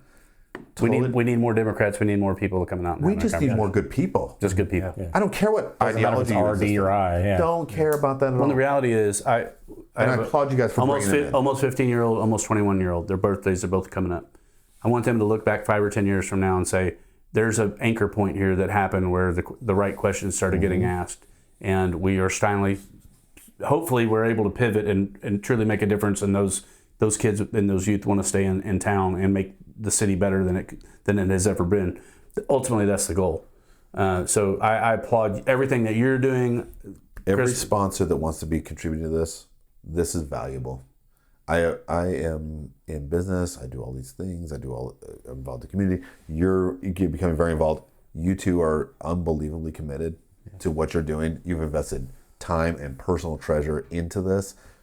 Your families have sacrificed for this. pretty sure his wife's texted him probably 15 times in the last 20 minutes. I legitimately implore people who want to invest in the community to invest in this. Yeah. I appreciate This is you. a powerful thing. Thank and the more time, treasure, and investment that is allowed here, it's going to only make it better. Well, there's a lot of makes local the community better. There's a lot of local people that aren't happy that I'm focusing my energy Good. back in this That means you're direction. doing it right. I can tell you that right now. It means you're doing the right thing. I used to spend time in different areas and like the country club and stuff, and now it's like, This it means you're just, doing the right thing. it's so obvious. I'm like, okay, that's cool. We're good. But that means you're on the right track. Yeah, I know. When We're you hovering are, above the when you're target. disruptive, that's a very. Do you think that Elon Musk cares one bit what room he is? Trump picked a fight before he ever went to his meeting in Davos today. He picked a fight to have a fight. That's what you do. You become unafraid. You ask the hard questions. That's right. You push for answers. You push for transparency. You push for what's right. That's exactly right. Beautiful. You stand up to the bullies who want to disadvantage every person behind you. Mm-hmm. So if you want to fund a program that stands up to bullies, that's what I've never used those words before. That was really good. Joe just said, if you want to stand up to bullies, that's what we're dedicated to doing. I want to put more programming out there. I don't need to be in front of the camera all the time. I simply want people asking the tough questions, demanding answers, transparency, accountability. Let's have the conversation. Love you guys. Thank you so much. You're welcome. What, fourth time, fifth time? I don't know. It's been a lot. I love it. I love coming He'll here. be back for more. If you have I like that big announcement, let me know. We'll put something on the camera. Well, you You can break it here if you want. guys very well might be part of it. Whatever. Whatever. Christopher, thank you. Thank you. I appreciate you. Thanks for like coming back for the always. second coming time. out. Yeah. Second Nice to time. meet Glad you guys got to meet. Travis, as always, bless you. This guy, he's the angel of the whole thing. Yeah. I text him and say, "Have you thought about? We haven't done all this stuff, and we're having a podcast later." He's like, I had to remote into this machine from my house to make sure. You know what my favorite expression for Travis is?